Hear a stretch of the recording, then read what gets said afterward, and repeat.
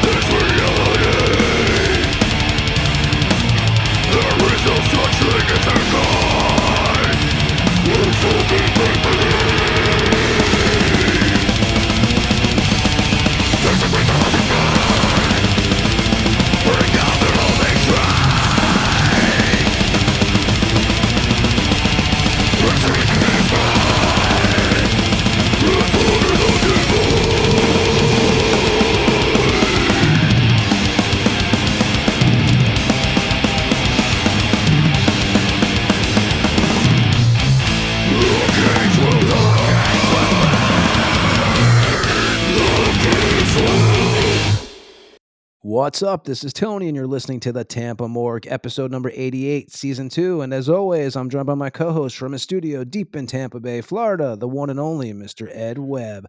How's everything in the Devil's Waiting Room, Ed? Mr. Anderson, what's up, brother? Not much, man. Just enjoying it's spring here, so I have to admit, the weather's great. I'm looking outside the window right now, and can't beat it, man. You know, it's that time of year, so everything's blooming and all that stuff, and definitely appreciate it. How's everything? And I know you're dealing with some rats over there in Tampa. Yeah, you didn't wait to dive into that one, huh? Yeah, Yeah, you're man. being invaded by rats. Yeah, man. I want to be politically correct, but some less than stellar people were supposed to be fixing a house up probably 8 months ago now, 2 houses down, and it wound up being a family of people who should not be there. And when I say family, I'm talking about like 10 people in a 2-bedroom house. Like they stole my cat too. They did. They stole my freaking cat. But they Make brought tacos rats. out of it.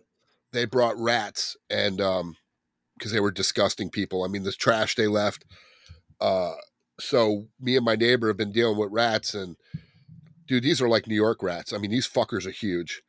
And he's got one of those BB guns that are like badass. And he sent me pictures where he's caught some in my yard and smashed them.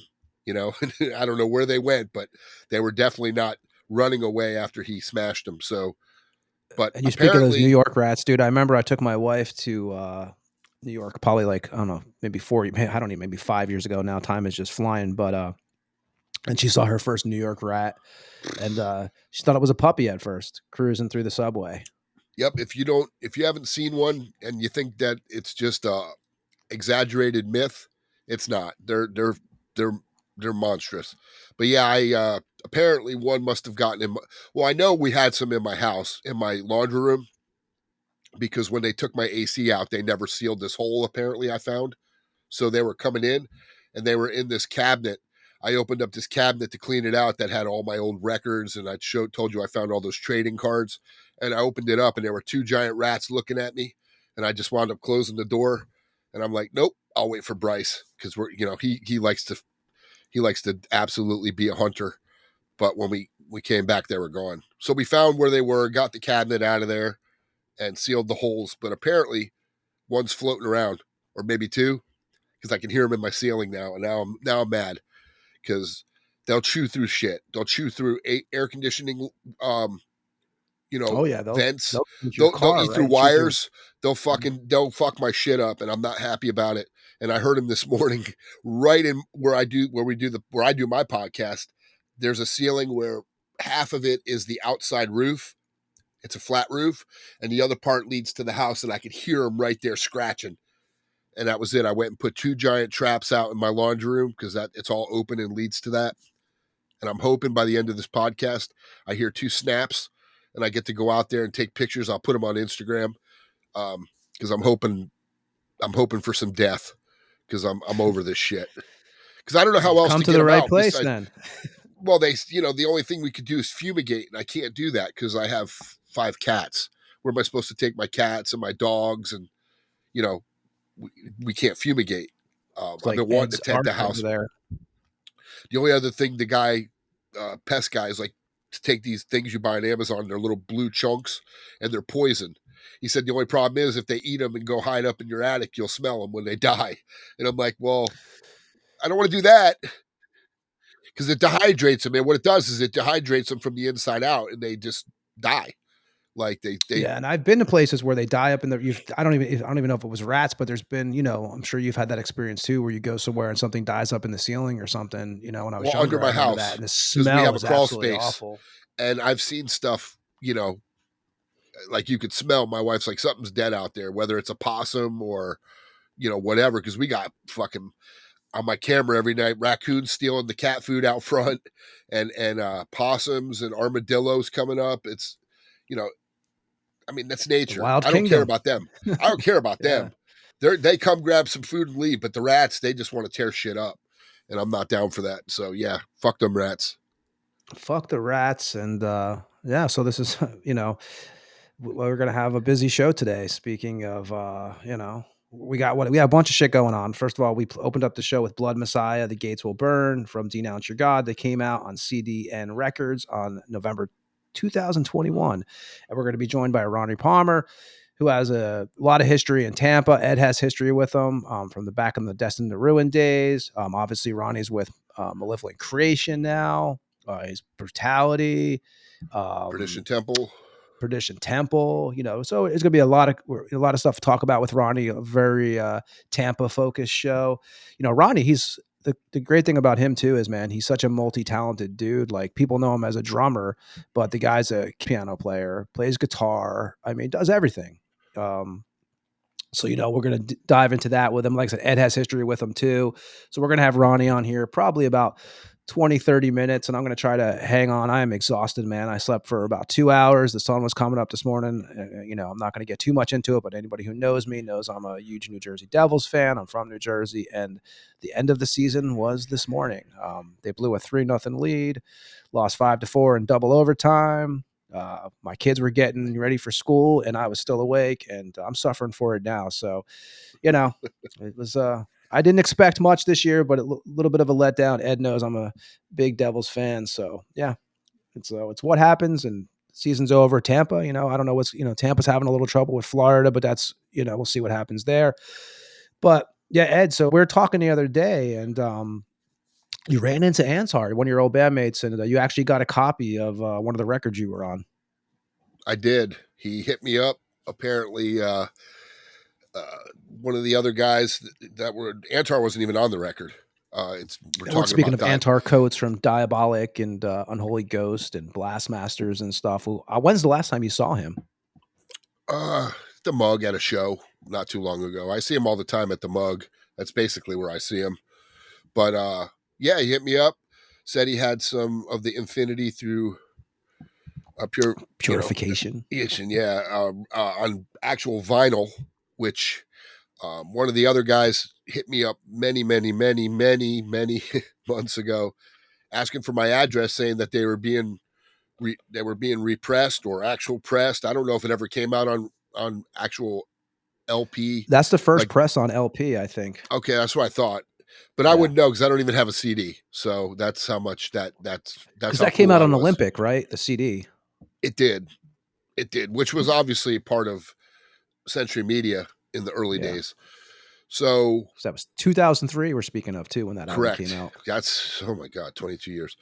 But yeah, he hit me up. Apparently, they sent him some copies, and he wanted to make sure I got one.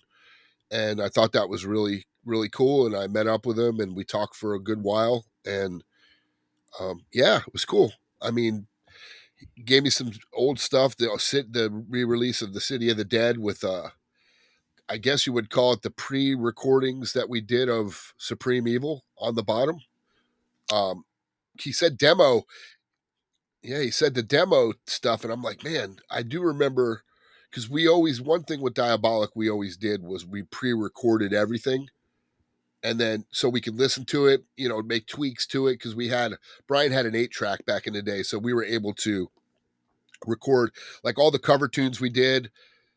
We did Creator, Venom, Destruction.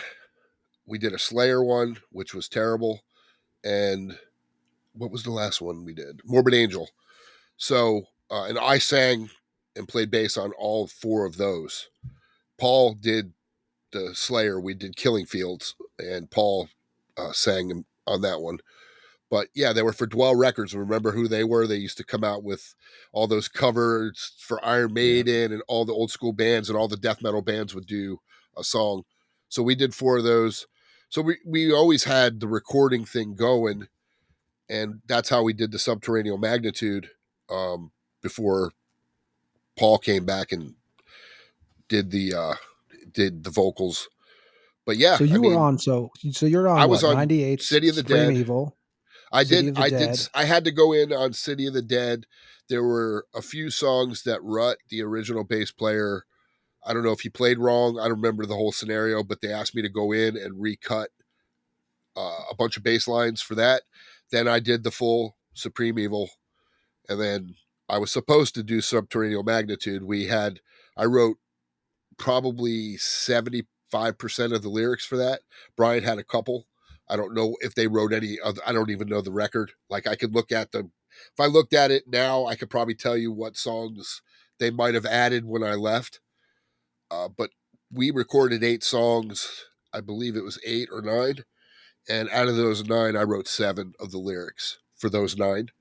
So, But yeah, I mean, but then I came back and Antar wasn't in the band, and then we recorded the Infinity record down in Texas. Yeah, because you guys had Gail on that, because Gail actually Gail, stayed in from my house France. during that time period. Yeah.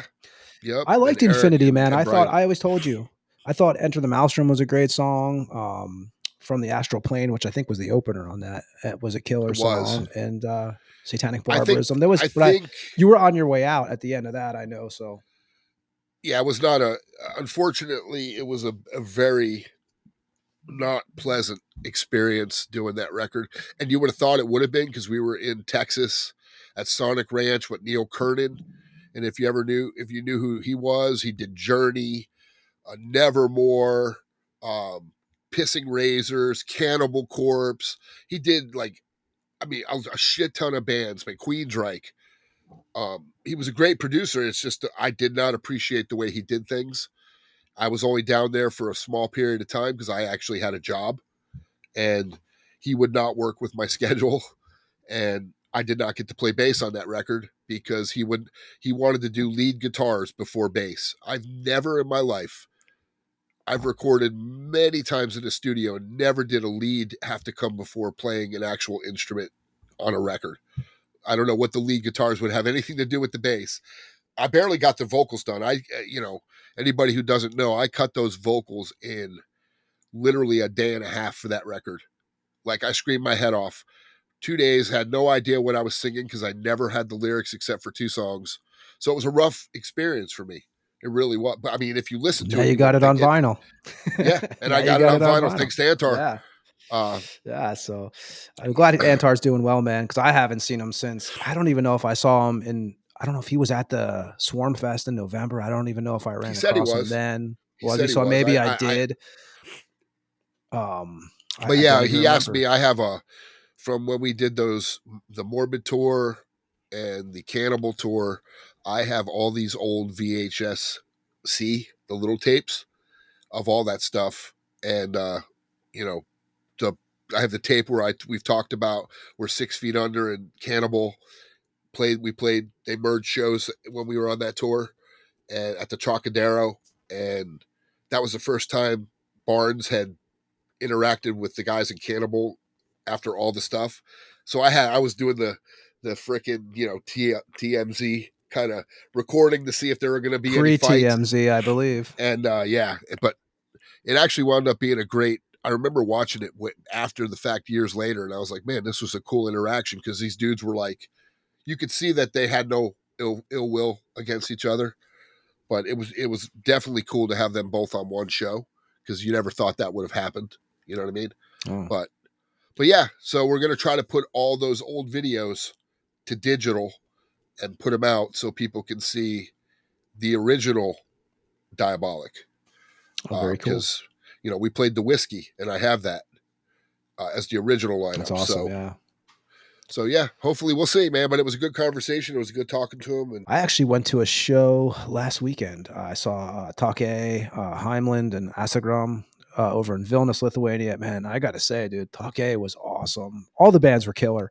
It's the first time I ever seen Take. It was a great show. Not that I was surprised, but you never go to a show and you know it's going to be killer, man. But it's even like you just leave going, damn, like that was a great performance. And it was definitely that vibe, man. So that was cool. I took the wife to see that.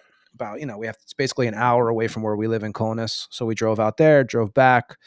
3 bands, but every band delivered. And like I said, Take was awesome. So I did that. I also heard, I don't know if you heard Ed, new Alice Cooper song, Black Mamba, came out with the original band this week.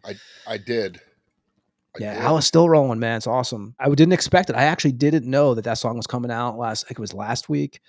And I checked that out. So everybody hasn't checked that out. If you're a Cooper fan, I don't know how you couldn't be.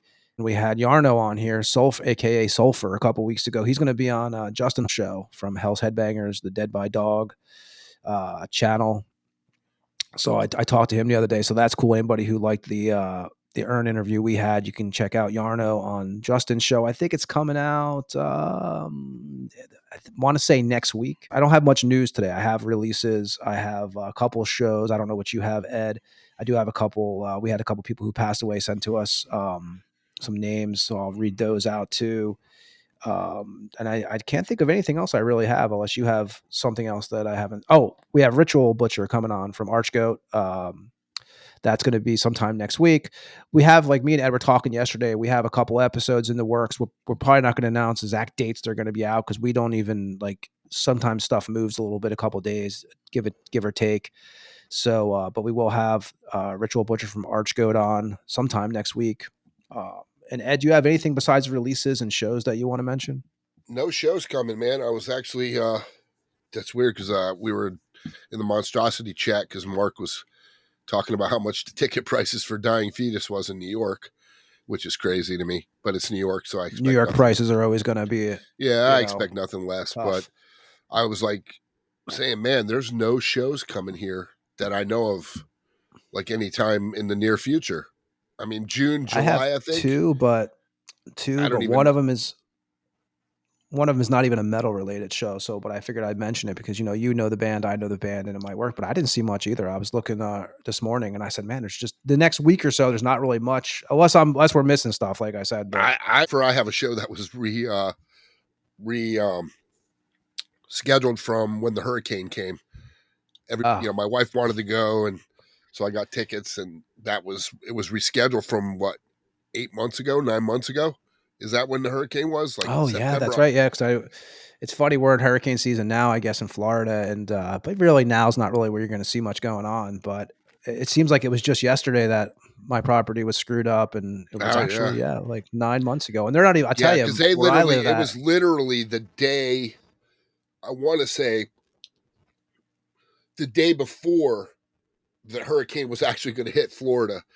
Was the show, and I remember people were like, fuck that, I want to go to the show, and then that shit wound up coming through and fucking some shit up, and people were like, man, I'm glad they rescheduled that, because imagine if people would have been here trying to go home.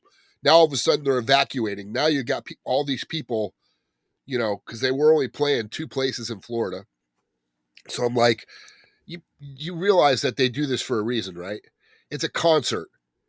It's not the coming of Christ or anything like that, where you can only see it one time in your life and it's over. It's a concert. Like, you would put your safety for a concert. Because, I mean, there were people who, if they had come to the show, that night on the way home, they shut the Howard Franklin down and the Causeway. They wouldn't have been able to go home. Like, dude, they would have had to go. Is still fucked up in St. Pete, as you know. Well, not my exact, but my, like, where I live at, that area, that complex, actually the complex still has damage. I mean, I think this changed everything for everybody, because I think now, anytime there's a warning now, because, it was for so long, it was, it's not going to hit us. It's now every time it's going to be, all right, now we're fucking taking precaution. You always think. Yeah, like this year's going to feel a lot different than last year. Like, it's going to feel a lot. Let me tell you, man, not being with power for, like, the way we had it. Remember, it was power came back on. We were all excited. Power went back off. Power came back on. I will never do that again. Never. That will never happen again, man. I've heard a lot of that, man. And before last year, I'll be honest, like, a storm would come and you would worry. But last year, it was just every storm you had to think about a little extra. And then obviously 2 actually got us in that area, in the St. Pete, Tampa area. We talk about shows. I only have 2. And like I said, one's not even really, it's not in a metal show, but I'll just announce them now just to get them over with. Friday, May 2nd, Vakken Metal Battle Round 2, Corrupted Saint, Pontifex, Piss on Christ, Oath Done For, and Othelon. That's going on May 2nd, which is a Friday. The Brass Mug 1450, Skipper Road. The only other show that's $20 too, by the way. I don't know if I said that or not already, but you can find a bunch of information online about that. But that's the Vakken Metal Battle Round 2. And then Saturday, May 10th, Murphy's Law. Total Chaos, Fortitude, and Swift Knuckle Solution will be at the Conduit. $20, doors at 6:30. That's in Winter Park, Florida, the Conduit. So that's the 2 I have for that. I also had, like usual, we have one of our listeners who sends me the musicians who passed away this week, so I'll try not to mess up the names. I do have a few. Piat Radelki, which I'm from Poland, guitar player for a band called Pillar, passed away. He played with them from like 2006 to 2025. Let me see here. Kevin Argados, he was 30 years old. Played with Prey the Lizard, Nagma, and Exiles. I believe 30 years old.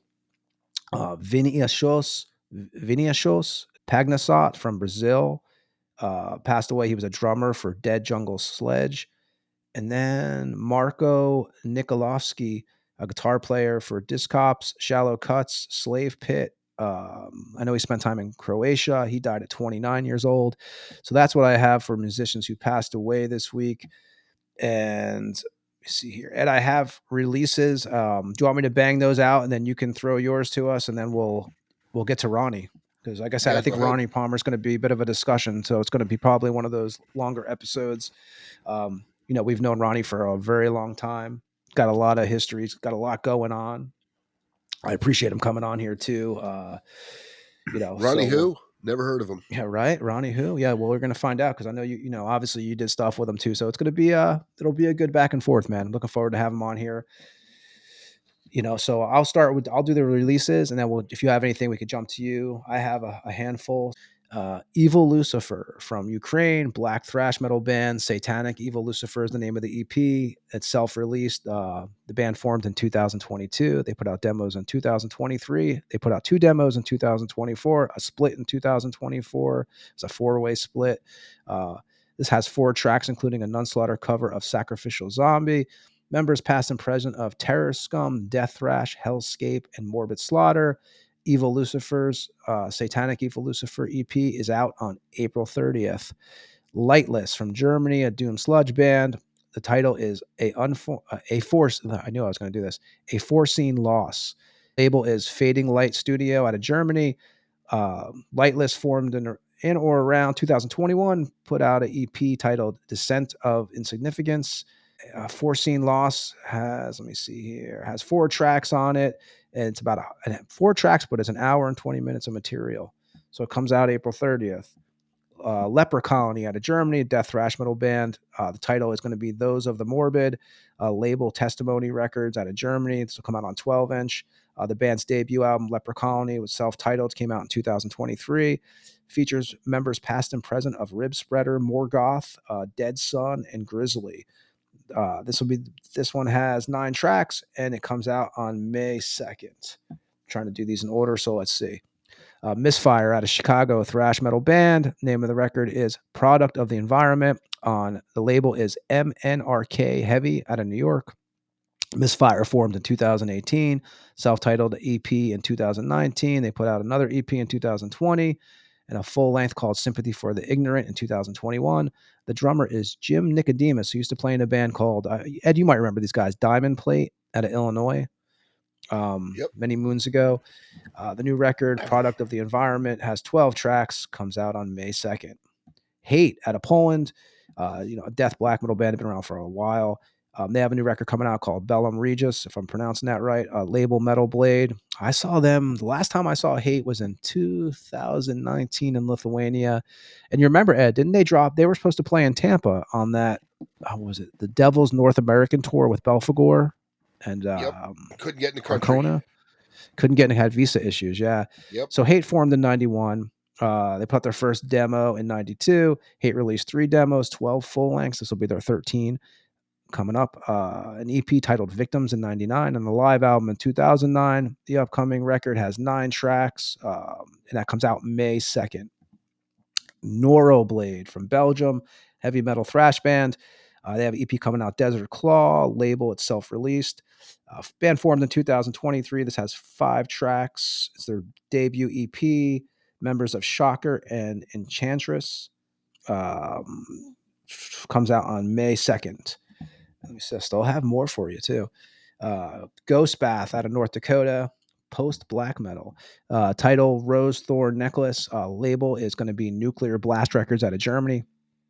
Ghost Bath formed in 2012. They put out an EP in 2013. It was self-titled. This will be the band's 5th full length, follow-up to the 2020 record Self-Loather. Members past and present of Stone Marrow, Death House, and Electric Spectre. This comes out May 9th, 2025. Behemoth from Poland. Obviously, we all know Behemoth. The Shit of God is the name of the new record on Nuclear Blast Records. Behemoth formed in 1991. This is their 13th full length. I know they put out an EP earlier this year, which was like an exclusive to like Metal Hammer magazine. So it was Metal Hammer magazine exclusive, some live tracks. I think it's maybe just one studio. But Shit of God is out May 9th. Next, we have Interceptor, who we know they were on our show, episode 66. We had these guys on. Interceptor from South Carolina, heavy metal band. If you're a fan of Venom, they're right up that alley. Title is Metal Death on Motor Punk Records out of LA. Interceptor formed in 2022. This band's follow-up to 2024's Tales of Mayhem. They also put out a demo in 2022 titled Thrashing Violence. In 2023, they put out a demo called Nuclear Devastation. This will be their second full length. Like I said, you can go back to episode 66, and they were on with a couple bands, actually. Narcotic Wasteland. We had Dallas on that show, and then Vacuous Depths. We had Austin on. That was in promo, I think, right, for the Swarm Fest that we played in 2024. It was. They were on. Okay. They were on that one. Yep. Okay, so I thought so. So Metal Death comes out May 9th from Interceptor. I got two more, and then we'll see what Ed's got, and then we'll get to Ronnie Parmer. Hell Light out of Brazil, Funeral Doom death band, title We the Dead. Muse Music Records out of Belgium. Again, if I'm saying that wrong, I apologize. Hell Light formed in 1996. First demo, Fear No Evil, in 98. Debut full length, In the Memory of Old Spirits, in 2005. We the Dead will be the band's 8th full length and a follow-up to 2021's Until the Silence Embraces. Has 7 tracks. It's out May 9th. Candlemass EP, Black Star, coming out on Napalm Records. They've been around for a fucking long time, like 85 they formed. Has 4 tracks, including a cover of Black Sabbath's Sabbath Bloody Sabbath and Forever My Queen from Pentagram. Black Star comes out on Napalm Records on May 9th. And then there's more releases too, Ed, but I told you I was trying to break them up a little bit for next week's episode because there's a bunch of stuff coming out in the next couple weeks. So I don't know what you have. I usually do the ones that come out on Spotify because they're the big boys. You read the underground stuff. I'm the stuff that's already been through the soil. But you ever heard of Caliban? Yes. Yeah, they're they were kind of like Heaven Shall Burn. They're one of those bands that people always said they were like metalcore, but I always thought they were heavier. Oh. I remember from Splatter God, from Keith. I just talked to Keith yesterday, actually. Gave me this when it first came out, the first record they did. He's like, you'll probably dig this. You like that. Keith was never a metalcore guy, but I didn't think it was metalcore. It was pretty good, but they have a record called Back from Hell, and listened to it actually this morning at the gym, and it was really good, man. I'm glad that bands that were around 20 years ago are still here putting out music, because as we talked about, some of the new stuff of these new bands, it just doesn't have the flair and the just the feel. As just so many bands, so many releases. It's like even when I see the release sheet, there's so many. Yeah, I know. Yep. Sabaton, more of a power metal band, I guess. Snowy Shaw, was a part of that whole thing. Yep. A band that I know you're not a fan of, but I liked them from when they first came out. I was a big fan of Violence, so when Rob Flynn formed Machine Head, the Burn My Eyes record I thought was fucking some of the heaviest shit I'd heard back then. I liked Violence. I just wasn't a Machine Head guy. Yeah, the first records were great, and then of course, when he did I forget the Red album. I forget what that one was called, where he fucking spiked his hair up and was wearing fucking Jinkos and doing the fucking rap, whatever. The songs were good, but they weren't Burn My Eyes. But then he came back later down the line, and they got a new record called Unatoned. And I will tell you, Rob Flynn, I heard he's not easy to work with as far as being a musician. Phil Demel's pretty much thrown that out there. Well, Ed, we've heard that about you. We're going to hear that when we talk to Ronnie. We're going to find that out today. Yeah. Antar, Ronnie, they'll all tell you I'm a piece of shit. But the guy writes hits. I mean, I I heard the new song they put out on Liquid Metal, and was like, as soon as it started playing, I was like, well, didn't even have to see who it was on the screen. I knew, because they have a distinct sound, like Black Sabbath. When you heard that guitar, you knew who it was. Angus Young, it's AC/DC. Correct. You just know, Ozzy, anybody, any of those bands, when they have a distinct sound, Slayer, when you hear that guitar tone, or Metallica, you knew who it was. So, Yeah. but yeah, so the record's good. I like it. I don't care. I've always been a Machine Head fan. I'm not afraid to say it. And then, of course, the band that me and you have a love-hate relationship with, because I really don't get them, but Ghost, their new record came out. Yeah. Skeleton. Huge, I do not.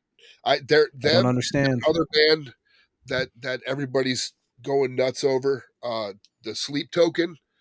Those are Never two heard them bands. still. Sleep Token and Ghost. I've tried. I am very. You know me. You more than anybody know. Yeah, you're very open. You're more open. You're more not most stubborn like me. I'm more I stubborn. am not a death metal only guy. I like fucking all that new metal shit at one point. I like fucking. I mean, I'm more open than a lot of people, and I just don't get it. To me, early Ghost reminded me of kind of somebody trying to be like Merciful Fate, but more rocky, like rock, like trying to be rock I and remember roll. when I saw the artwork, I was like, "Oh, how could?" And I checked it out, and I was just totally disappointed. But then, the first like I said, couple records were really heavy to me. Like, I was like, okay, I get it. It's catchy, it's heavy, but he's singing like he wants to be King Diamond without being like doing all the vocals like King does. You know what I mean? Yeah. But this record, I listened to 3 songs yesterday at the gym, and I could not do it. I'm like, I don't it just sounds like now it's just like you're trying to be mainstream for money. And listen, I take nothing away from Tobias Forge. I know he's a death metal guy. He's fucking, he writes that shit. He does all that. Everything about Ghost is him. And I give him nothing but respect. I don't get it. I'm not trying to be a hater at all. I mean, maybe one day I'll listen to it and go, oh, I missed it. Because I've done that before. I've come back and revisited something that I hated and went, man, what was I doing? This is fucking killer. You know what I mean? Maybe it's mindset. I don't know. But those 2 bands, because I remember Sleep Token played at the Youngling Center, which was the Sundome. And we were driving by, and I've completely forgotten on the little parking thing said Sleep Token parking, and it was telling you where to go, and it was just a fucking line miles long, and I was just like, for what? I don't get it. I've never heard them, and it's funny because you've mentioned them a few times, and now I see their name pop up, but I still haven't checked it out. So I guess I could go listen to a song. I mean, but I'm telling you, it's just. Yeah, listen to it and you tell me what you think. Maybe I'm wrong. Maybe I need to go smoke some weed again and fucking go sit in a sauna and listen to them. I don't know, man, because I'm just not understanding. Maybe I'm too angry. I don't know. But not you. Yeah, not me. The 2 of them, I just But yeah, so there's a new Ghost record, and everybody's excited. It's gonna. Yay. Yeah. Go Ghost. Yay. Oh yeah. You got anything else Speaking over of there? Ghost, here's Ron. Here comes Ronnie Parmer. Yes, we're gonna bring Ronnie. Actually, let's bring Ronnie on because we'll get him all set up and everything. And gonna play. Like I said, Ronnie's played with We'll finish our stupid banter after at the end. Yeah. We'll be back like always on the end of the show. Anybody who doesn't listen, or anybody who listens to us, I should say, where to find us: Spotify, Instagram, and there's a whole bunch of people. We won't go through the whole list. You hear Non-Slaughter interviews. You'll hear Ern interviews, Raven interviews, Venom interviews, a whole bunch of stuff. I mean, this is episode 87, and most of them are deep interviews with a bunch of different bands. So you can always find that on anywhere you listen to podcasts. You go to our Instagram page is the best place to keep up to date with our guests. Like I said, we got Ritual Butcher coming on from Archgoat next week. We got some other stuff in the works too. And you can always email us at thetampamorgue@gmail.com. And we'll repeat all this at the end of the show too. Let's get Ronnie set up. Ed, I'm going to play some Perdition Temple, Eternal Mountain, from Sacraments 88. of Dissension, from March 2020 that came out on Hell's Headbangers. So we're going to play that, and we'll have Ronnie Parmer on here after this track from Perdition Temple. This is Eternal Mountain. We'll be back on the morgue with Ronnie after this track.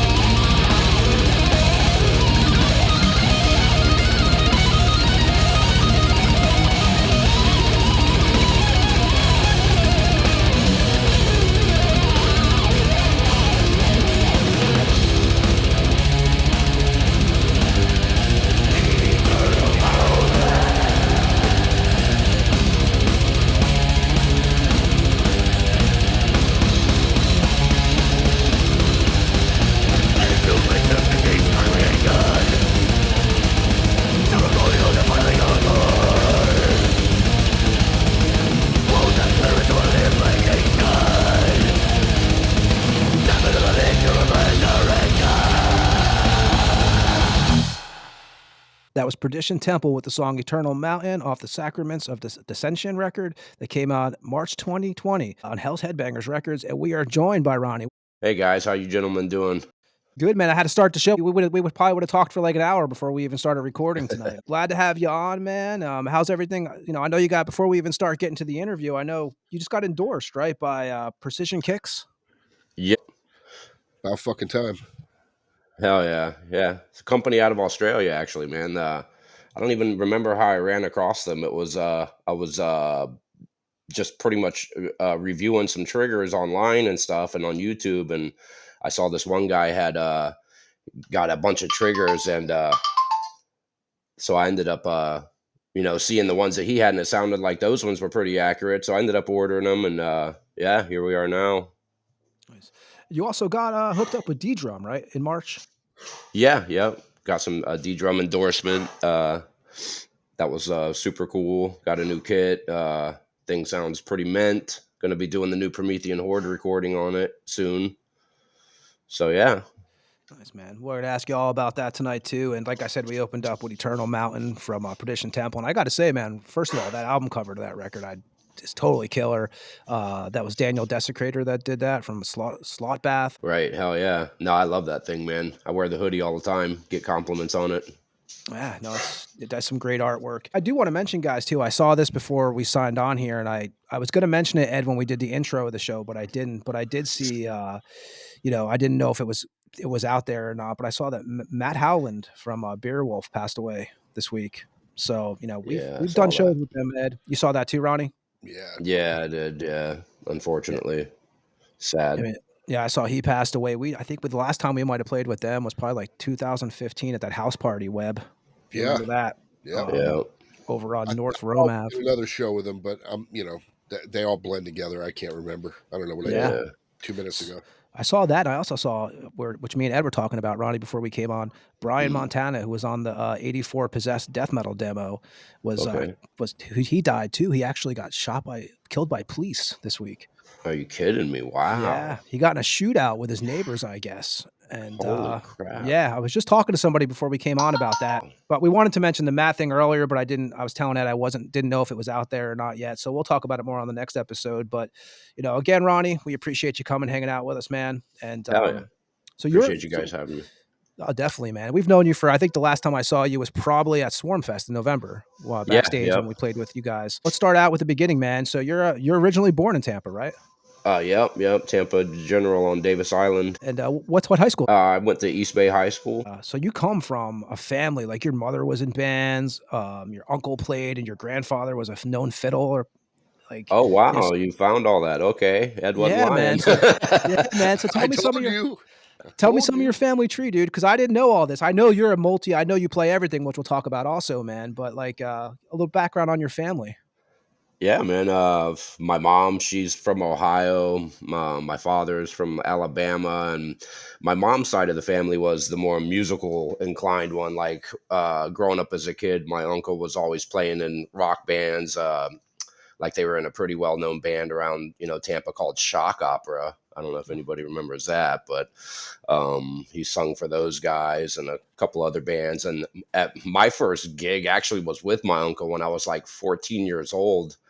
And they lost a guitar player in Shock Opera at the time. And my uncle told him, he's like, you guys got to check my nephew out. He's really good. We're in a pinch. We got a show coming up, and I guarantee he could learn the songs really quick. So, me being a young kid, I was like, okay. And they threw all these weird songs at me that I wasn't, had nothing, learning any of it. And so my first show with them was at a place called Centerfolds on 60 in Tampa. It was for the Tampa V-Twin, like a biker thing. So, and it was like a strip club. So they wouldn't let me in to play the show. So they were like, argued with them and talked to them for like a good 30 minutes. And finally they told them, I can come in and play the show, but I immediately had to leave. And so that was my first experience of playing a show, was with my uncle. But, so yeah. And then my grandfather was a famous fiddler player. I guess he won like Fastest Fingers and stuff like that and some stuff. And, my mom, she was very musically inclined. She could sing really well. And, but yeah, lots of family members. I used to jam with my brother too. My brother was a really good guitar player. And, we played in an old band together, back in the like 2000s, called Society's End, I think it was. And, Oh yeah. but, I heard that name in a long time. right. But yeah, man. So, definitely come from a childhood of growing up in music and stuff. But you mentioned too that your first gig was at 14 with your uncle's band. So you play piano, Yes. which you've actually done, right? With some of your bands, like I know Bloodmessiah, Blood of the Divine. Is that you on there and stuff? Yeah, I do the piano. Yep. Okay, so you play piano. So you actually were playing though. You talk about your first gig was in a band, but you were actually doing church performances. Yeah, actually, that's where I kind of learned that I had some kind of a talent, because I was in church, and they had us all in this room that they would put us in, every Sunday before the stuff would start. And there was always this piano in there. And I ended up, this lady would play it all the time, and she left the room one day, and I ended up just walking up to it and was able to like play this, small piece that she had did. And that kind of it kind of set in my head, like, how did I just do that? I don't know this instrument kind of thing. You know what I mean? So I realized then that something was, I had something, I guess, an ear for it or something. And I've heard you say you're a better piano player than you are a drummer and guitar player. Yeah, I mean, I think so anyway, but I think the only reason why I think that is because I feel like piano comes to me a little more naturally. I don't know. It's easier for me because like the white keys are all majors and the black keys are all minors, so it's kind of, you know, simple more than the guitar anyway. And do you remember, like, when going on to music, like with with whatever kind of music actually it was? Do you remember the first piece of music that actually caught your attention as a kid?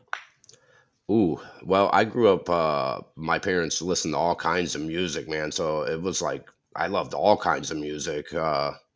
They would listen from anything from country to like REO Speedwagon to, all the old classics and stuff. So I was, raised on that. Hank Williams Jr., you know what I mean?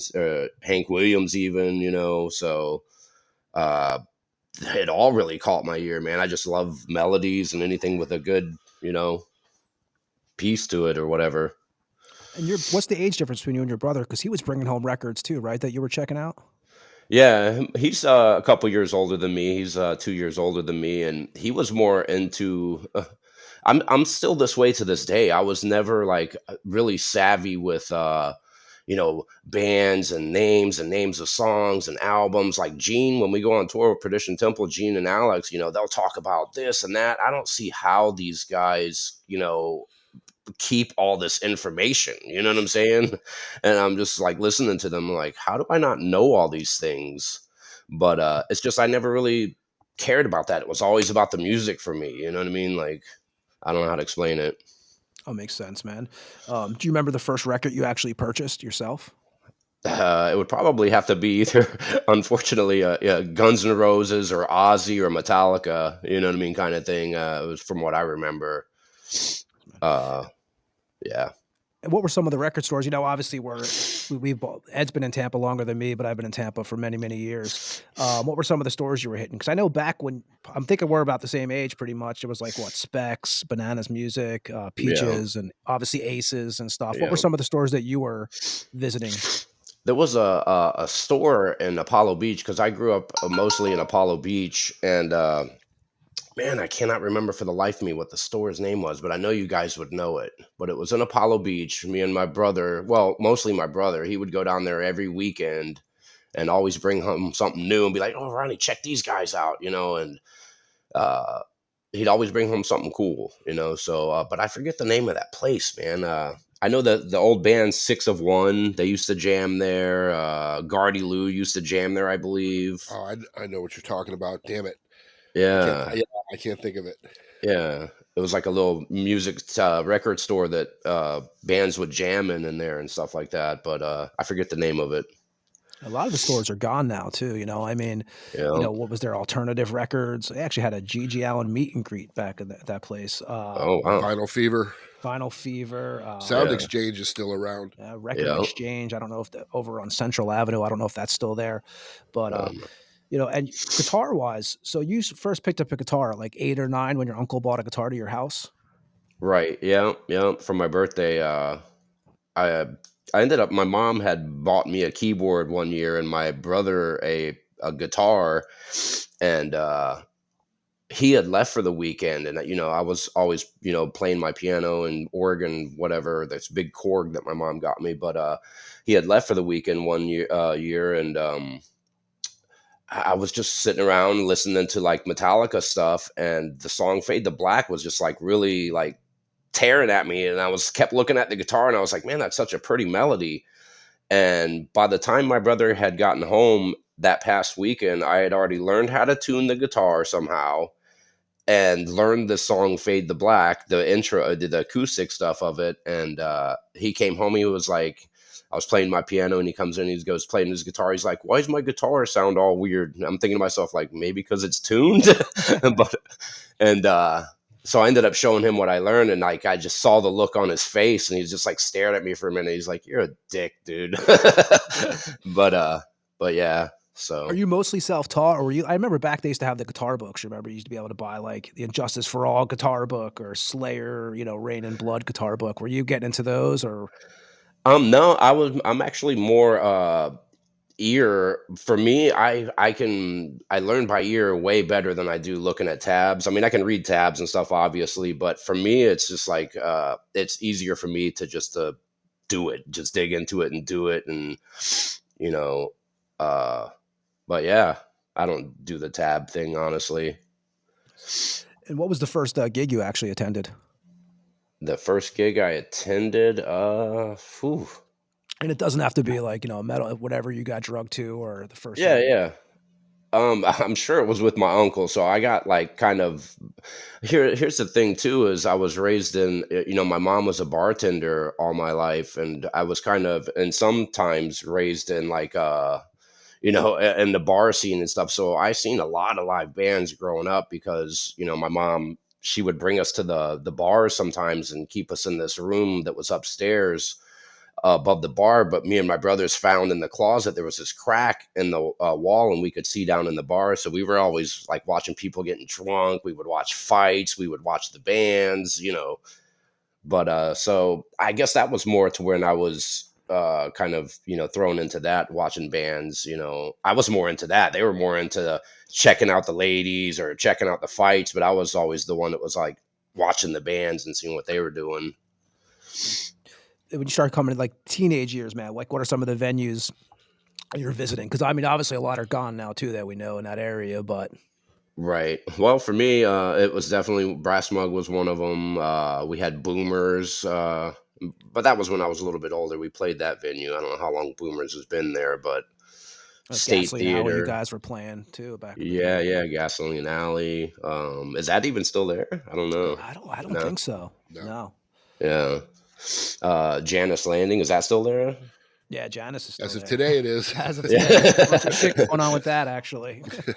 Yeah, It is today. Maybe not Yeah. tomorrow. yeah.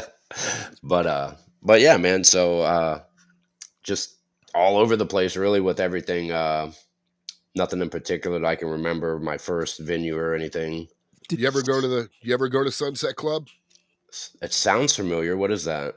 Where is It that was at? it was literally a block away from the original Brass Mug. It was a small venue. That's where bands like uh Amon played before they were Deicide, Yeah, yeah, Ravage before they were Atheist, yeah. Nasty Obituary, Savage, actually Obituary when Purgatory. they were all the before they were. Right, right. I call them the before they were because that's where it was a small little club. Punk played there all the time. No Fraud, all the old punk hardcore bands. Yeah, it's been shut down for so long, but Well, that shit, they place is had where the they all Bourbon started. Street. Remember the Yeah, I do Yeah, remember Bourbon Club Street. Bourbon Yeah, Street over in, what was yeah, it, Newport Richie? yeah. yeah.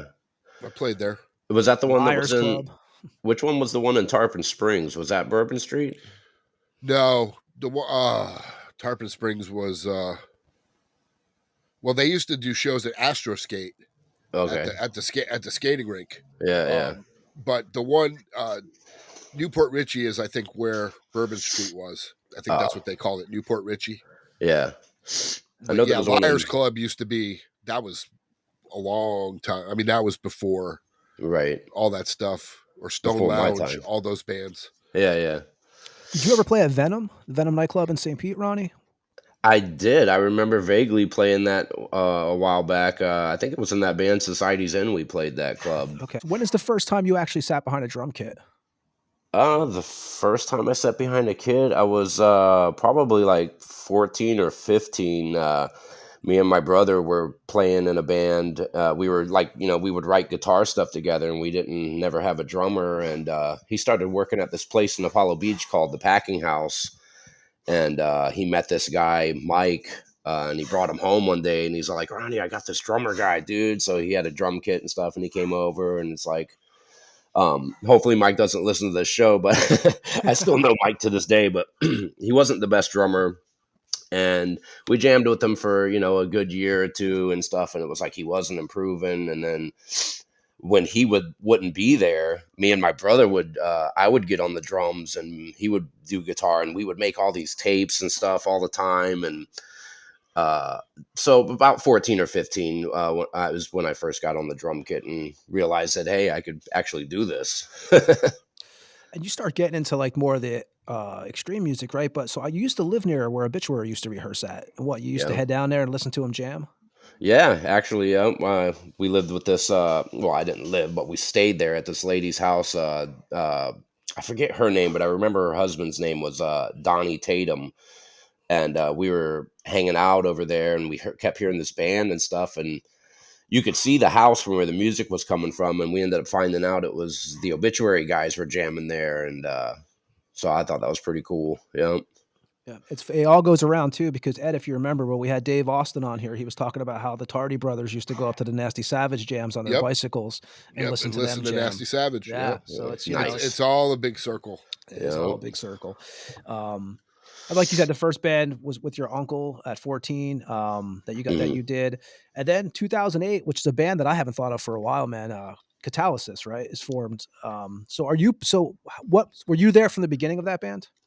No, no, I wasn't. I was playing in other bands, and they were actually, hitting me up for like a year before I actually accepted it. Um, they kept asking me, and I was busy. I forget what I was doing, but I was in other bands at the time, and a band called Burn Beyond Recognition. I was doing for some buddies and stuff. So, but one day I was at work doing apartment maintenance stuff, and he hit me up. I was working on the AC, and Mike Vredeveld, and he talked to me some more. He's like, "Come on, dude." He's like, "I know you'll love it." And so I was like, "All right, fine," and then went from there. Had some fun with those guys. Now you have a history with Mike, which we'll talk about through the also this afternoon. But You were you were really good friends back when you were young with Damien Heftel. Yeah, yeah. Me and Damien go way back. I was a kid, man. I was probably like 12 years old, 13 years old, man. And I used to run around and fucking buy weed from Damien on, on my buddy's scooter. He would send me on this little fucking Pee Wee Herman fucking scooter. I'd roll up to Damien's and fucking go in there, and he'd either be jamming or hanging out or something. And I'd get weed from him, and we'd smoke half of the guy's stuff that I went there to get it for, and then come back and here's your stuff, dude. That's how we did it. but but yeah, Damien's an awesome guy. I love him to death, man. and with Catalysis, man, what did you record with them? Because what they put out 3 EPs, I think, I think in so. Yeah, total. three Did you do three one or did EPs. you do all 3 of them? I did all three of them. Yeah, yeah. I'm not sure what they were called. Honestly, I remember one of them was called "Break the Design" or something like that. Yes, Denial Through Faith was the 2010 one, and then I think the first one self-titled. You guys did. Oh yeah, yeah, yeah. We Yes. recorded the first one with Punchy over at Diet of Worms Studios, and then I think one of them we recorded with not Eric Rutan but Brian Elliott over at Mana Studio. Oh yeah. But excellent job. He did a phenomenal job on this recording. You guys opened But up for. Am I right? You guys opened up for Helmet and Saint Vitus and Crowbar also on a tour. I believe so. Yeah. Oh yeah, yeah. Helmet. Yeah. I think it was at the State Theater. Theater. Yeah. Yep. Yeah. You We did the also Rockstar Mayhem tour thing too, right? Yeah, yeah, we did all those. We got the pleasure of opening up for like Chimera and Straight Line Stitch and uh, That's right. We played with you that night at yeah. the State Theater with Straight Line Stitch because End of the Rope played. Okay, yeah, yeah, nice. And Um, I'll ask you, Ronnie, too, because I've always wondered. You guys were what, Jägermeister, one of those Jägermeister sponsors or some shit like that back yeah, then. yeah, How yeah. was it dealing with that, man? Because I always thought, like, was it actually a benefit? Because I know back in the day, I was always like, oh man, you got to play a certain amount of shows. That's like they had you like keeping you busy. How was dealing with those? I don't even know if they still do that anymore, those kind of sponsorships. But how was it back then dealing with that, from what you can remember? Right. Yeah, I don't know if they do them anymore either, but to me, I thought it was a pretty good perk to have, man, because dude, they sent us so much free merch. It was like ridiculous. I think I still have Jägermeister merch in my attic. They would send us shirts, they would send us hats, shot glasses, wristbands, hats, you name it, man. We had like so much merch, and all we had to do was take pictures of it with us with it at shows and stuff like that. And the guys drank, I didn't drink, so but they loved it. They drank the shit out of Jägermeister, took pictures with it, and I think another benefit from it was they got us really good shows for instance, those Mayhem shows that I think they got us that helmet show. I don't remember correctly, but I know they got us on a show in Orlando, the Hard Rock Cafe. We opened up for Scott Ian's band, the Damn Things, and also the band Hell Yeah with Vinnie Paul and the guys from Mudvayne and stuff. Yep. So, and Buck Cherry, I think, played that one as well. And so, yeah, I thought it was a really good benefit to have those guys, man. You mentioned that Burnt Beyond Recognition. That was 2009. You joined that band. What like how long did you stay with them, and any recordings? No recordings, just like demo stuff that we would record in the room. But those guys were good friends of mine, and the drummer, his name was Bobby, really good fucking drummer, man. And I would always come hang out, and they would always want me to do guitar with them and stuff like that. But I wasn't interested in doing guitar at the time. But turns out that one year he ended up moving to Missouri, the drummer did, and Jimmy had hit me up and asked me to do some shows for them. And I obliged him because I liked the music. I would go over and hang out and listen to it. And I thought it was pretty killer stuff. So, yeah. I wasn't with them long either. Maybe a year at best. We played with Straight Line Stitch as well. We did very few shows, but they were some pretty decent shows, I guess. Well, in 2011, you make the biggest mistake of your life, and you join up with this fucking bozo over here, Mr. Ed. Actually, How did this happen, man? See, I'm only messing with you, Ed. Damien. Yeah, no. I think what happened, the way I remember with Damien, we were looking for a drummer, and Damien's like, I know this dude. He plays in and Damien always called it metalcore. He plays in a metalcore band, but I know he can do it. And he brought you in, and I've never seen somebody learn material that fast. And like literally add to what we were doing for sure. Who was that? Was that? So I know it was Damien, and was Sawyer already involved in that at that time period? Oh yeah. It was me, Dave, Damien, and then Ronnie. Okay. Yep. What'd you guys do? What was your first show with them? Was that, because I know I was trying to figure this out. Me and Ever talk about this the other night. You guys played with Destined to Ruin at Metal Militia 2 with Must Not Kill, Ulcer, Sin God, and Imperial Conquest. We did that. Was 2000. So the second show I think was with us, because we played, if you remember, it was at the original Brass Mug with Orb Weaver, After Death, and Sledge Grinder. We played with you guys, DTR, Destined to Ruin, whatever you want to call it. That was when the stage was in the back. Yeah, the stage was in the back. The stage was in the back. So Ronnie, your first show was actually with Destined to Ruin, would be Metal Militia 2? Yeah, yep. I remember that show. Actually, I went and watched that thing a few months ago, man, because, for me, I don't know. I feel like that was a kind of a turning point, getting the jam with Ed and Damien and them guys, because, from where I was coming from, they were more like, not to say gods, but they were more like, higher up, and they were the people that you wanted to jam with, kind of thing. You know what I mean? So for me, getting that spot, it was pretty humbling. And still to this day, I thought we fucking killed it at that show, and I still go watch that fucking show from time to time. All the shows we played. Every fucking show was like, it was a tight that you have to be there to, because everybody always asks me, why do you not play with a pick? And I'm like, because I can feel the strings right now. Because before I would get sweaty, drop the pick, and it would be like, fuck, right. So, but as a bass player playing with a drummer, it's like when you lock in with somebody, it's you can't explain it. It just is what it is, and that was a time when I was like, I could sing because I knew where I was at all times, because every fill, you know what I mean? It was just perfect. It was the way it was supposed to be. Not saying that Angelo wasn't, it was just where we were playing shows, and we were writing new stuff and moving in a direction that it was getting technical. Like super technical. And you guys, from the outsider, you guys were a killer band, because I was at the 2011 Militia. I begged those guys I begged them for a long time after that shit to, get it back together and please bring me back. And I still tell Ed this shit all the time. I'm like, dude, you should bring it back. I mean, look at, I kept Generic Christ going for 20 years. You know how many different members I had? And sometimes you got to keep it to get the boat rolling. You got to replace some guys, and you guys were definitely killer, man. And also 2011. So this goes with Destined to Ruin too, right? So you meet Gene at a Destined to Ruin rehearsal. Yep, yep. Damien had mentioned them to me, I believe. I don't remember how that scenario went down, but I remember either he was there or Damien had mentioned them to me or whatever. But I just remember, I think Damien was still trying to jam with Gene yeah, because we had moved rooms and Gene wanted to rent, come practice in our room, like to split it because he didn't want to buy a room for himself. right, Which I was like, whatever, man, it is what it is. And yeah, I think Gene came early to jam with Damien afterwards, and he saw you and was like, oh fuck. And then then he yeah. What was room Then like was his this, hooks Ed? in.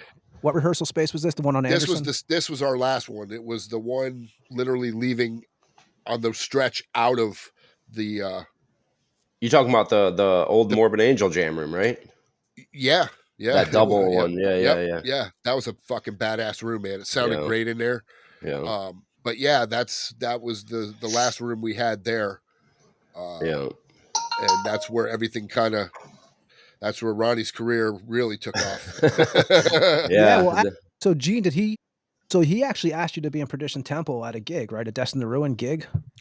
yeah, I believe so. He might have talked to me about it at a rehearsal of Destined to Ruins, but they did eventually approach me about doing the Perdition Temple thing, and I was kind of like reluctant at first, but I ended up doing it, and years later, I'm still jamming with the guy, Well, there was also that fucking Eric Cook nut Eric job. Cook. Oh Yeah, yeah, I remember him. him and fucking. There was a show we had booked at the second mug, um, and there was a chance you weren't going to be able to do the show, and it was a show that we couldn't cancel because it was like one of those big shows. I forget who it was with, Uh, but I remember Damien Gordon. Gordon, Yeah, had yeah, that band down there with Mad Dog and Eric Cook. And I yeah. remember we walked down there because we were going to see him about something. Was And that Temptations Burning? No, yeah, it was. yeah, it It was. was. It Yeah, I think was. it was. Oh, I think it was. Um, and I remember we went down there and we were just talking, and Damien had mentioned about that, and Mad Dog's like, "Well, I could fill in," and we were like, "Well, if it comes down to it, well, we'll talk to you. I'll let you know." right. But then he fucking quits the band and tells him that he's going to join Destined to Ruin, and then Eric runs to Ronnie and says, "They're fucking stabbing you in the back," and none of that ever happened, and Yeah, and it caused a rift that didn't need to happen. I mean, right. because none of that was true. I wouldn't fucking give up you for that dude or any other dude. But Yeah, he was a that's the troublemaker. circle. Oh, go We still ahead. played the show, and you played it. Oh, I played the Um, show. you did, but that Oh, was the night that Eric came up to you and told you what happened, and you were mad and oh. shit. You played on fire that night because you were mad. But then I talked Nice. to you afterwards and explained to you, and you were like pissed at the other dudes because you're like, well, why would they do that?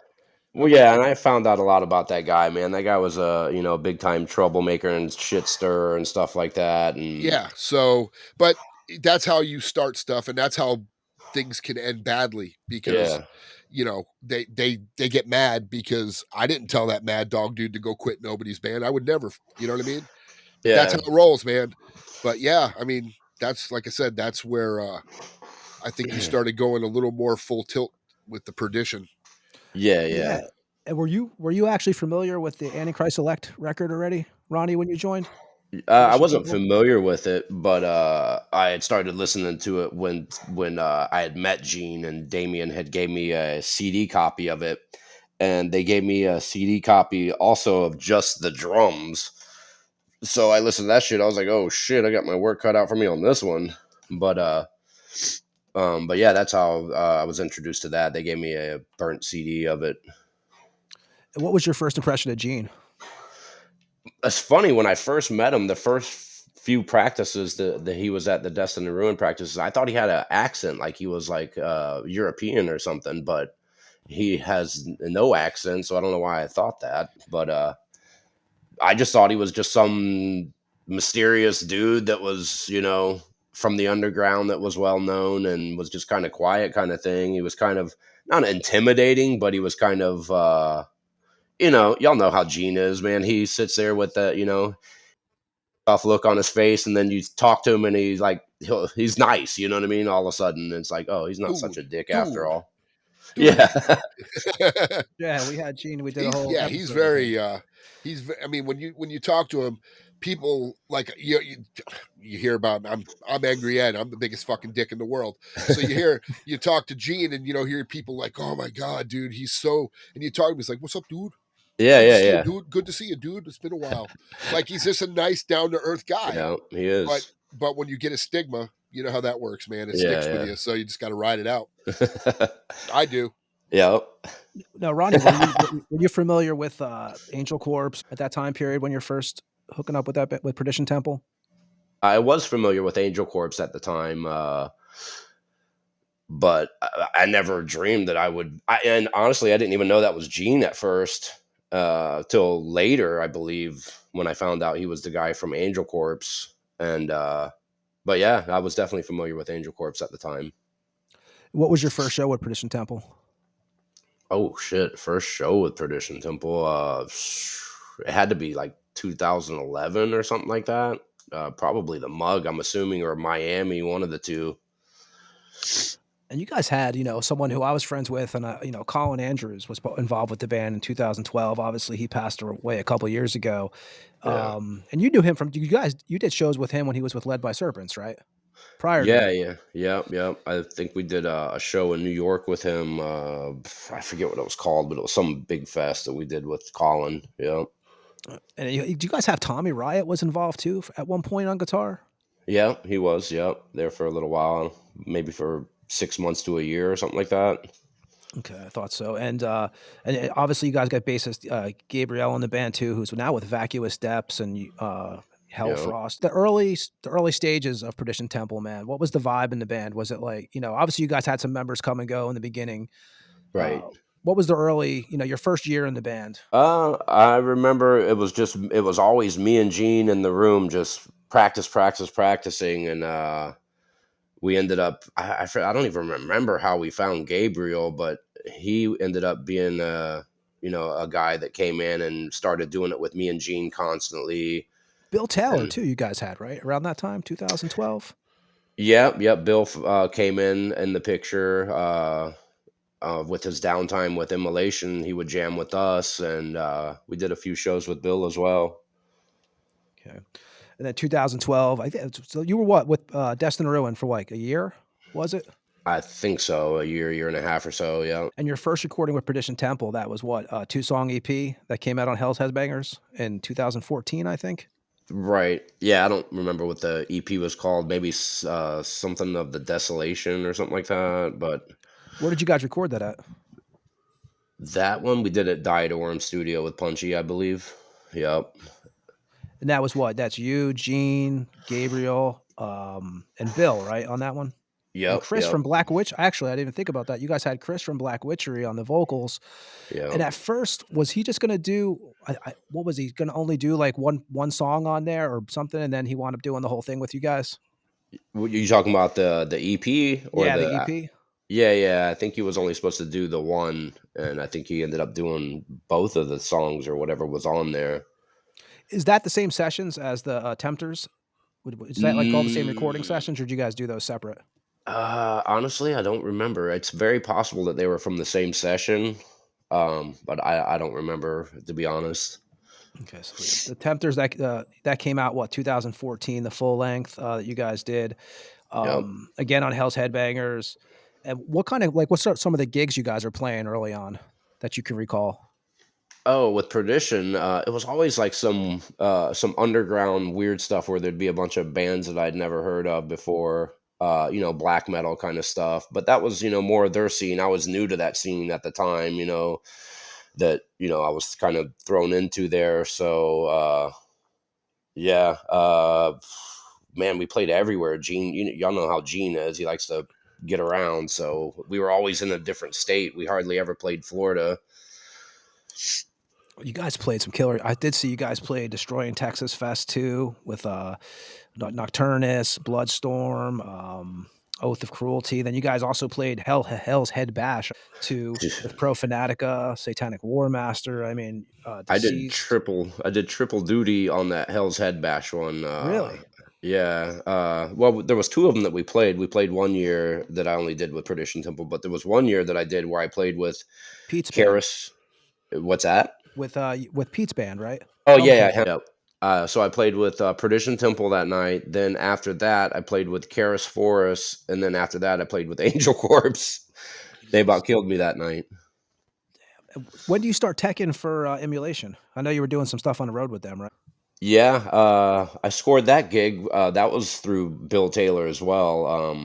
I guess Steve Shaletti had broken his leg, uh, and Bill had hit me up. It was like, "Hey man, how fast can you learn like 14 or 15 songs?"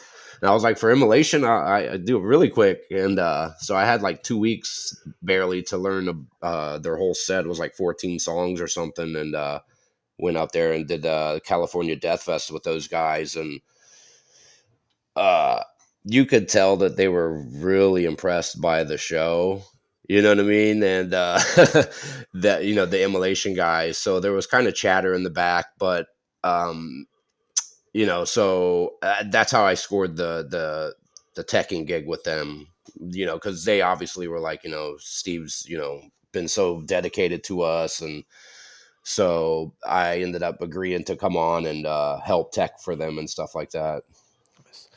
And you mentioned the Angel Corp thing. So what? 2015, you hook up with them, right? You guys start doing shows. Yeah, yeah.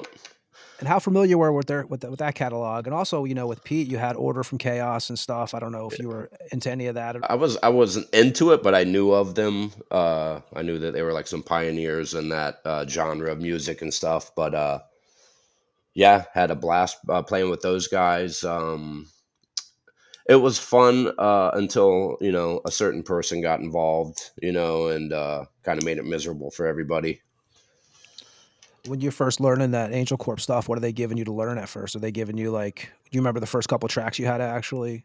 Actually, the one of the Yeah. first tracks they threw at me was probably one of the freaking harder songs that they have. "Storms Gods Unbound" with Tony Laureano on drums, and I heard that shit. I was like, "What the hell?" I was like, "How am I gonna do that?" Yeah, because like you think about that, who you had Tony in that band, you had John John Longstrength Longstreth, in that band. I mean, yeah, it's yeah, there were some beasts. So yeah, um, and your first legends. and your first show with them was in the Netherlands Death Fest 2016.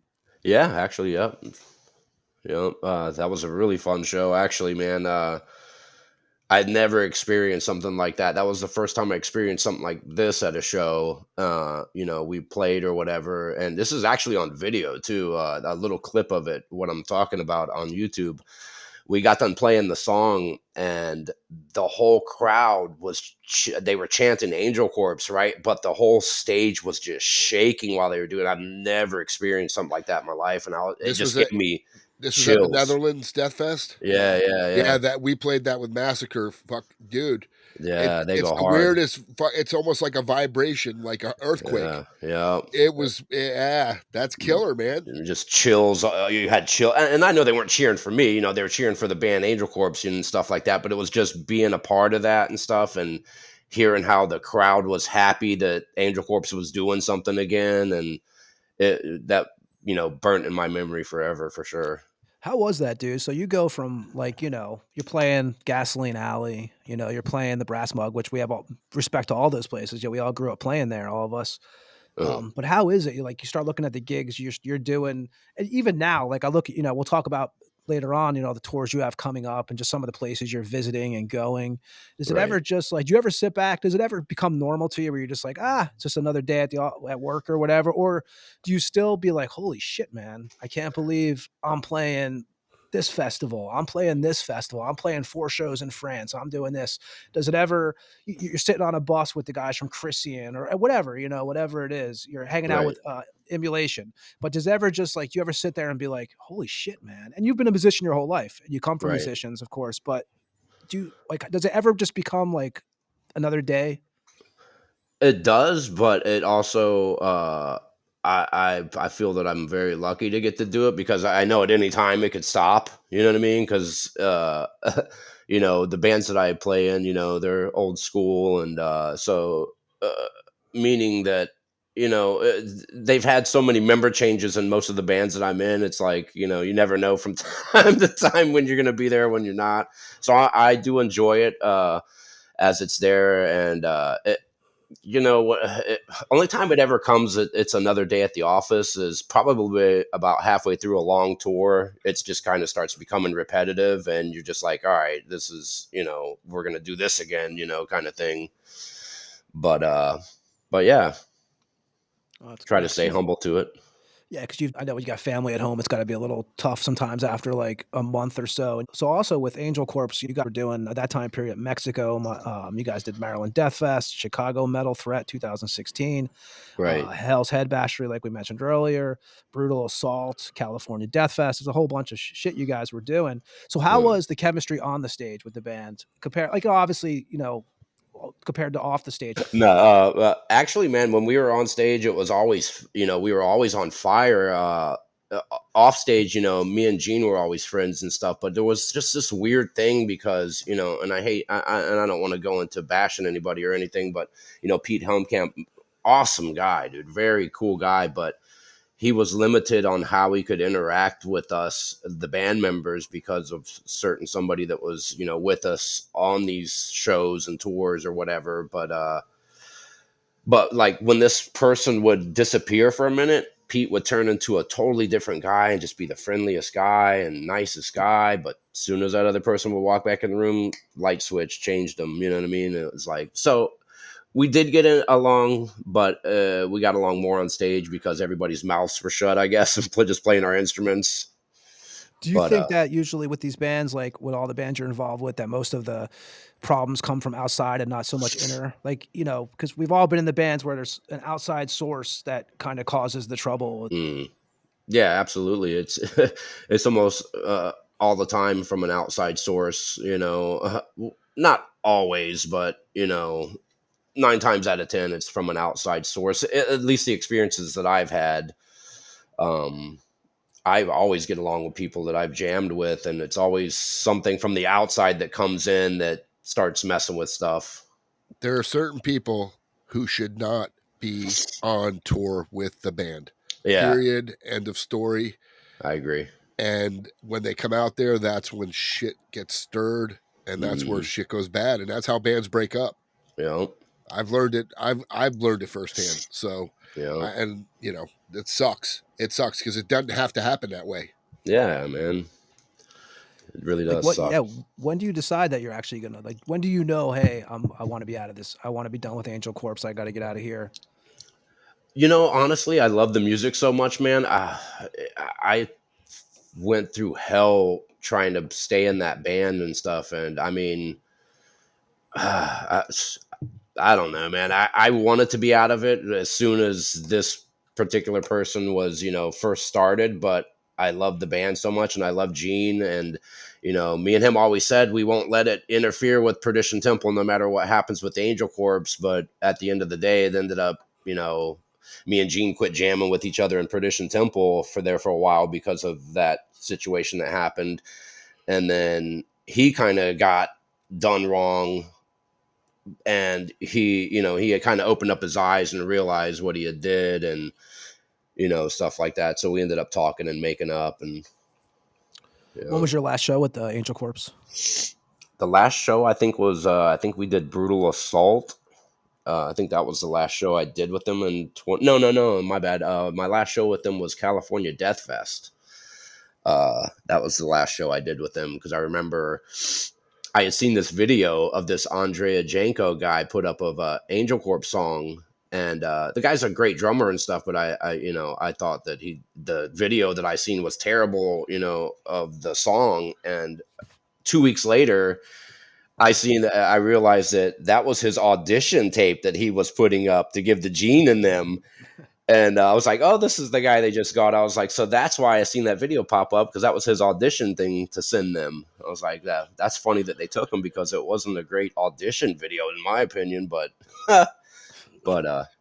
yeah, I got, when they did those shows, it's funny because I got calls because people were at Maryland Death Fest and they watched that Angel Corp show with the new drummer. and I had people hit me up. I was like, "Oh my god, did you see the new guy?" I was like, yeah, but it is what it is, man." But Now, were you guys writing material for another Angel Corpse at that time before you left?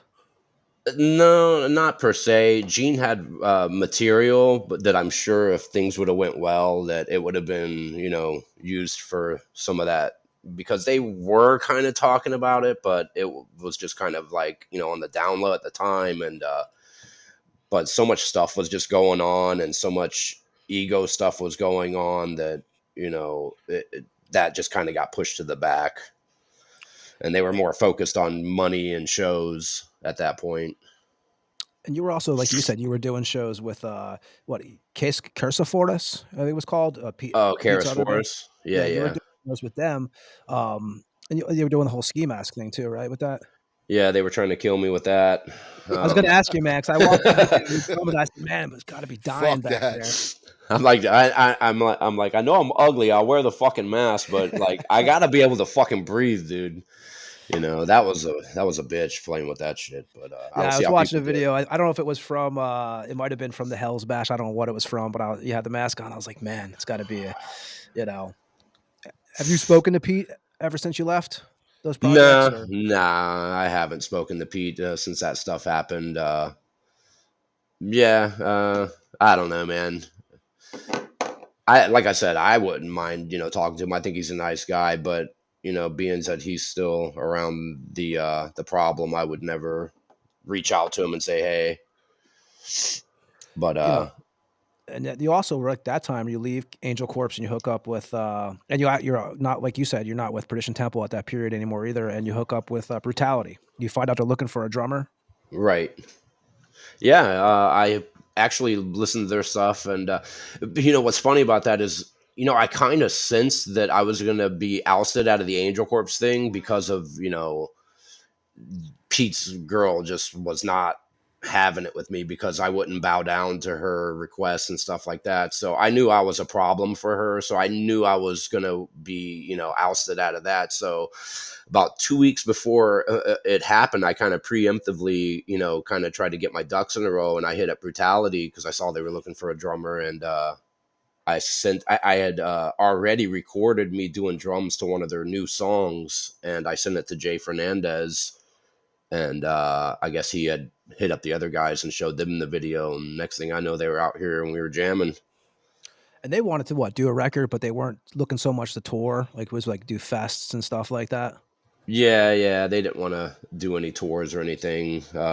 Jeff can't. He's got a Yeah, business, man. His business is his life. So yeah. it Mainly can be. Jeff. Yeah. And where are you guys rehearsing at when you first hook up with them? I know we seen you at Circle Studios, but I don't know if that wasn't a regular place for you guys, was it?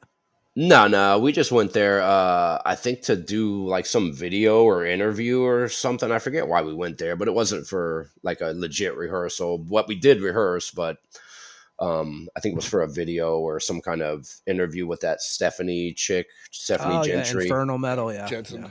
yeah. Yeah. Yeah, yeah. But normally we would practice at my house here. So and so yeah, you're jamming at your house. I know you do recording at home too. So there's that. So what is the name of your studio? I call it Audio Warfare Studio. Okay, I thought so. Yeah. And with Brutality, so we and Ed were talking about this the other day before you came on too. Your Mm. first show with them, was that at Churchill's in Miami? Because again, we played with you guys with Generic Christ. Me and Ed, we played on St. Patrick's Day with you guys Mm. at the Brass Mug in 2018. With it was like Brutality, Carry On Curse, maybe.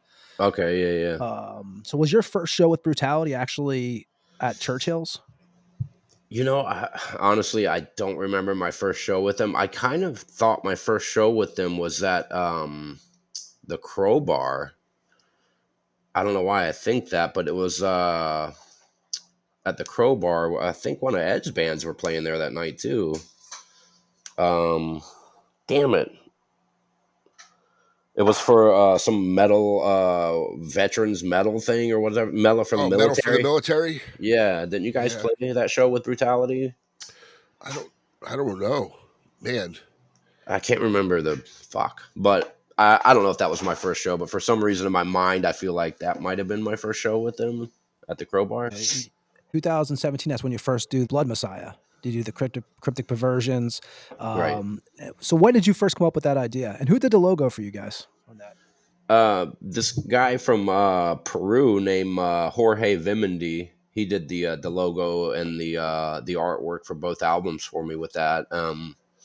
He was from a company called Sick Graphics, and I seen some of their artwork and hit him up and asked him how much he charged, and he sent me like a bunch of different logo designs back, and we picked one and kind of went from there with it. Like when you first formed Bloodmessiah, what's the? I know it's you and Mike. I can tell you a piece of history. I was almost before Mike, Yeah, because yeah, Ronnie had hit me up when he said he was going to do it, yeah, and I should have. I fucking yeah, should yeah. have. Hell yeah. Because I wrote some lyrics, but it just, We never and got then, around to yeah, and then you and Mike had a history. Right. Yeah, we'll go back. That goes back to Catalysis. Yep. Yeah. And even before then with Mike too, Mike had always been coming around trying to steal me from the band that I was in with my brother. He wasn't too fond of the band I was in. He's like, dude, these guys suck. He's like, come on, man, just come jam with me in this, something else. And we eventually did, but yeah. Is that when you decided, hey, I just want to start writing some stuff on the side, and this is kind of like, because you're following other people's visions, right? You're in bands that have, you're following Gene's vision, Yeah. or you're following the Brutality vision, or, so is this Yeah. like, hey, I want to have my own thing?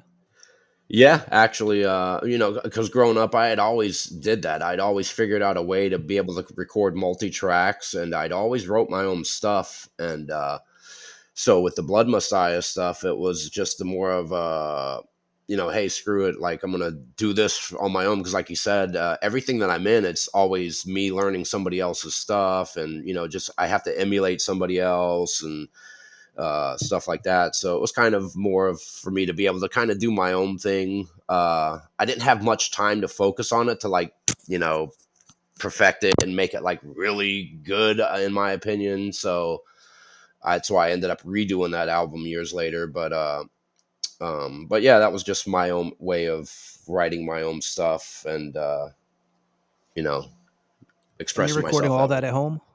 All that's in your Yeah. home studio? Yeah, that first one I recorded on Cakewalk program, Fruity Loops or whatever it was. But yeah, And then 2017, you also hook up with Amon, right? So Jolly's, we had Jesse on the show, so he was already in the band, right?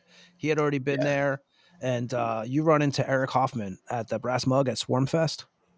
No, it was actually I ran into Jesse. Well, I didn't run into him. I kind of pre-planned, going up there and meeting up with him because I knew he was going to be there, and I believe I'd already sent them in a video of me doing a couple of their Amon tunes, and so I went up there and I saw Jesse standing, in the mug, and I just kind of grew a pair of balls and went up to him and talked to him and fucking was like, hey man, fucking, I'd really love to jam with you guys, and kind of went from there. Jesse's an awesome guy, man, super nice. Yeah, Jesse's great. And would you remember what video songs you sent them? Sent Eric for the audition? I think it was Eye of the Infinite, maybe, or Among Us. Either one of those two, I know.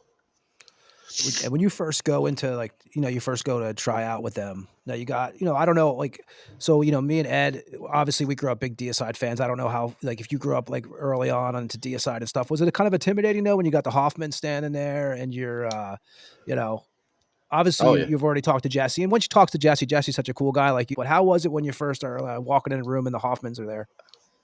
Funny story is when I first walked in there, I walked into the jam room when I got to Eric's house, and I was let in by his wife, and we were chilling in the jam room, and there was a couple people in there or whatever. So I'm casually waiting for Eric to come around the corner, and it slowly dawned on me that the guy that was in the room talking to us was Eric.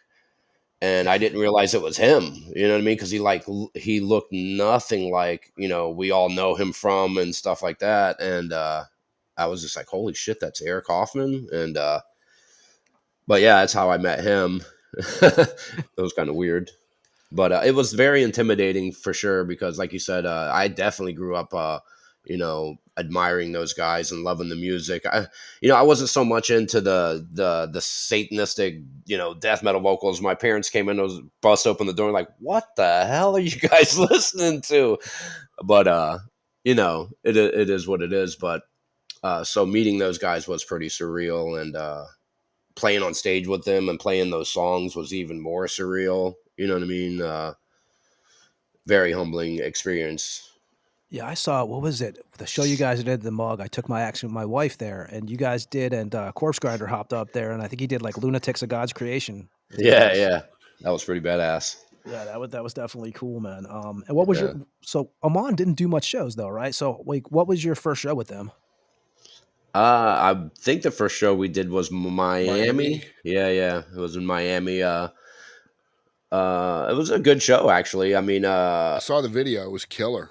yeah, it was a good show. We had fun, man. But the Tampa show was much better, turnout wise, and we played a lot better at the Tampa show as well. Who'd you guys? Was it Ulcer and Diabolic on that one?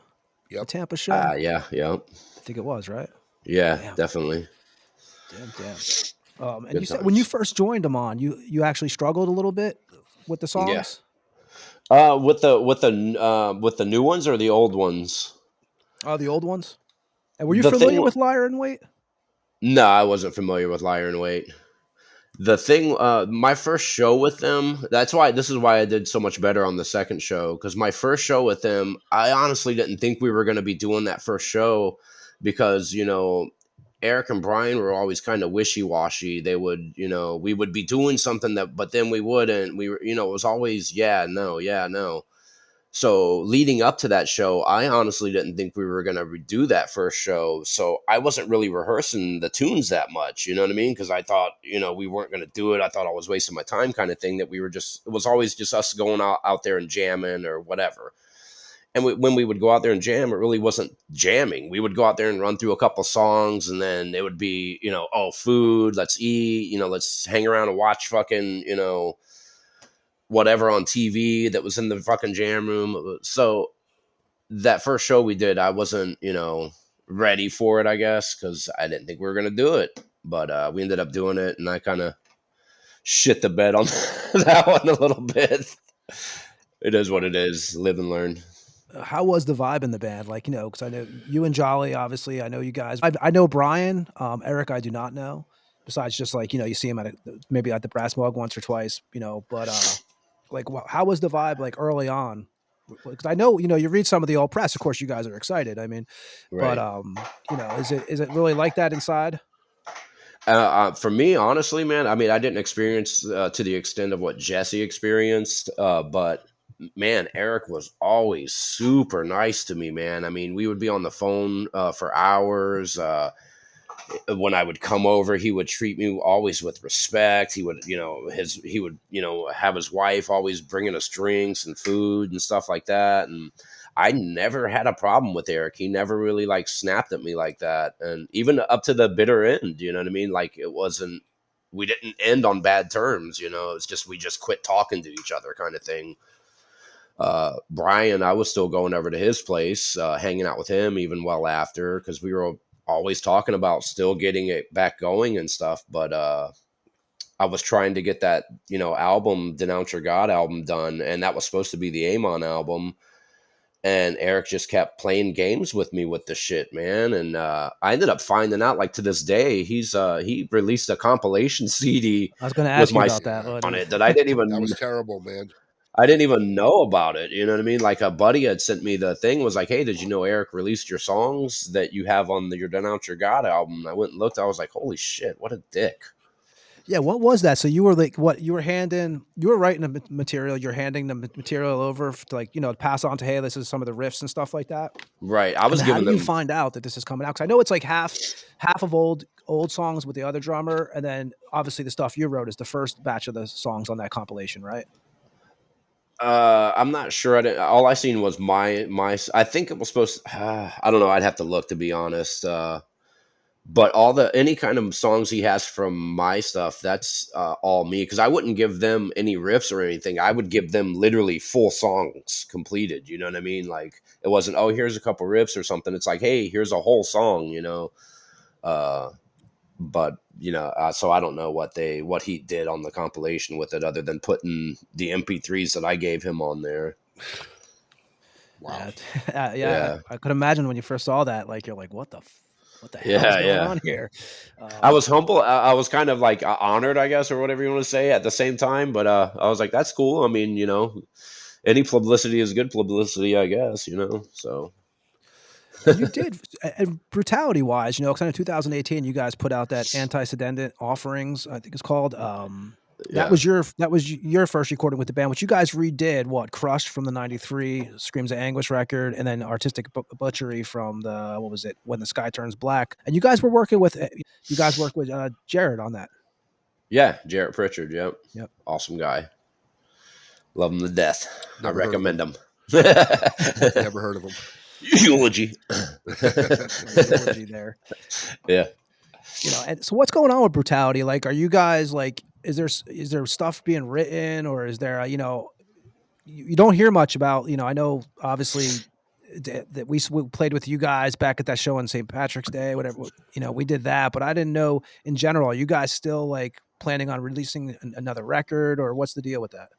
Yeah, nah, I don't think anything's ever going to come of that, to be honest. I don't think Jeff and Jay are talking too much these days again. And Scott's got his own thing going on. I mean, I would love to, but I just don't see it happening. I wish it would, but I don't think so, man, honestly.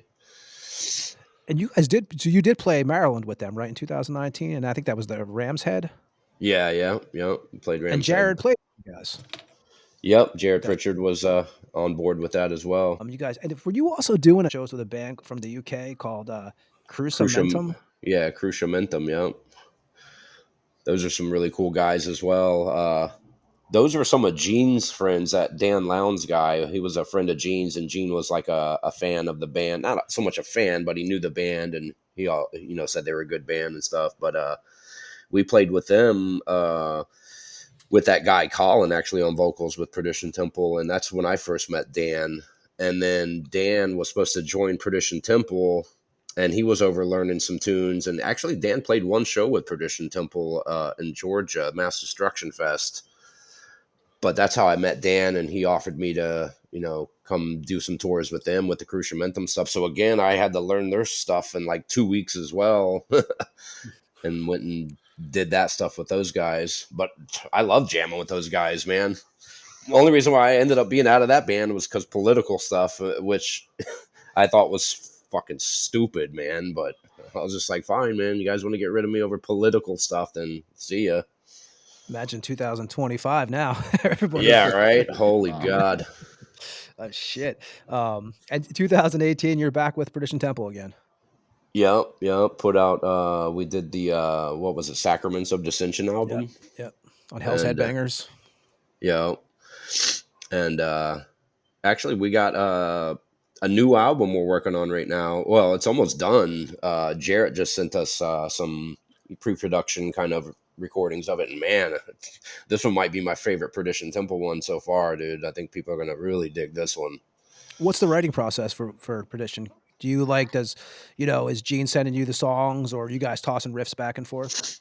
That's basically Gene has like a regimen that we've gone to accustomed to now, but like on the Tempest Victorious album, that was obviously Gene's riffs, but we would work on them a lot in the jam room and stuff like that. But the last couple albums, Gene, he gives me riffs, and then we build the riffs in the computer sometimes, and we kind of do it that way.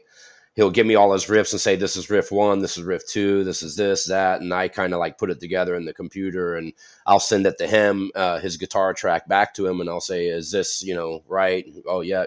Record drums to that. So yeah, it's kind of how we did the last one, is that way. When you guys did the Sacraments, did you know Alex already?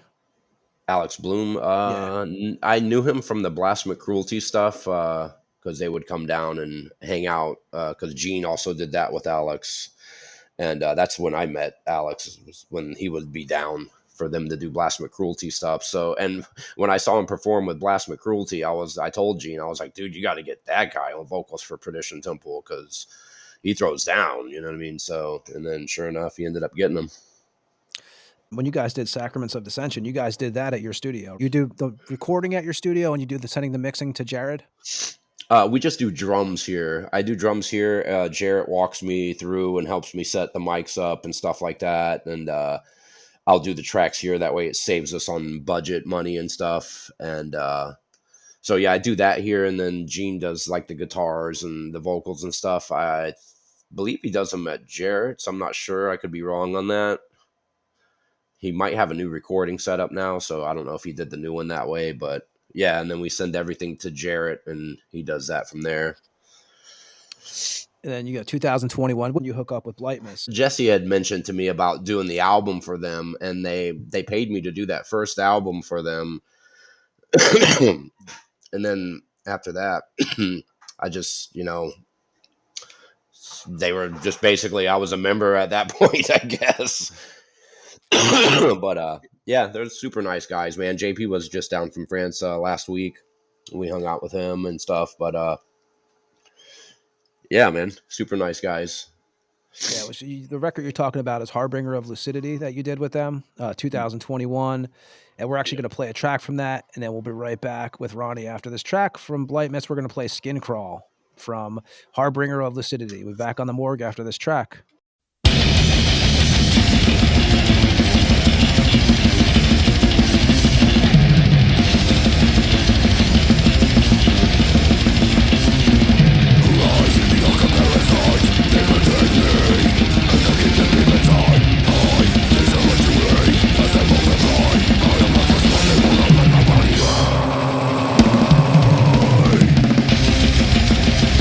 Crawl into my skin, crawl.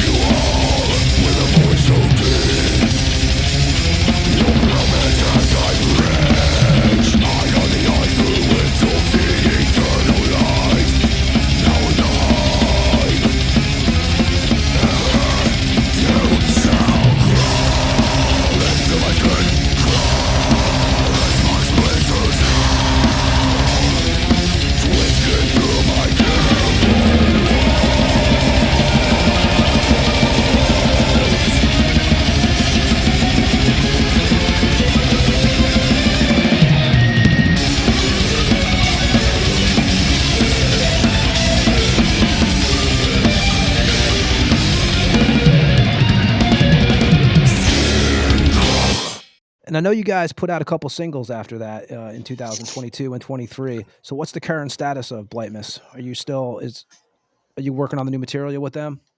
Yeah, yeah. They actually have I think an album or two worth of material ready. They're going to be sending me soon.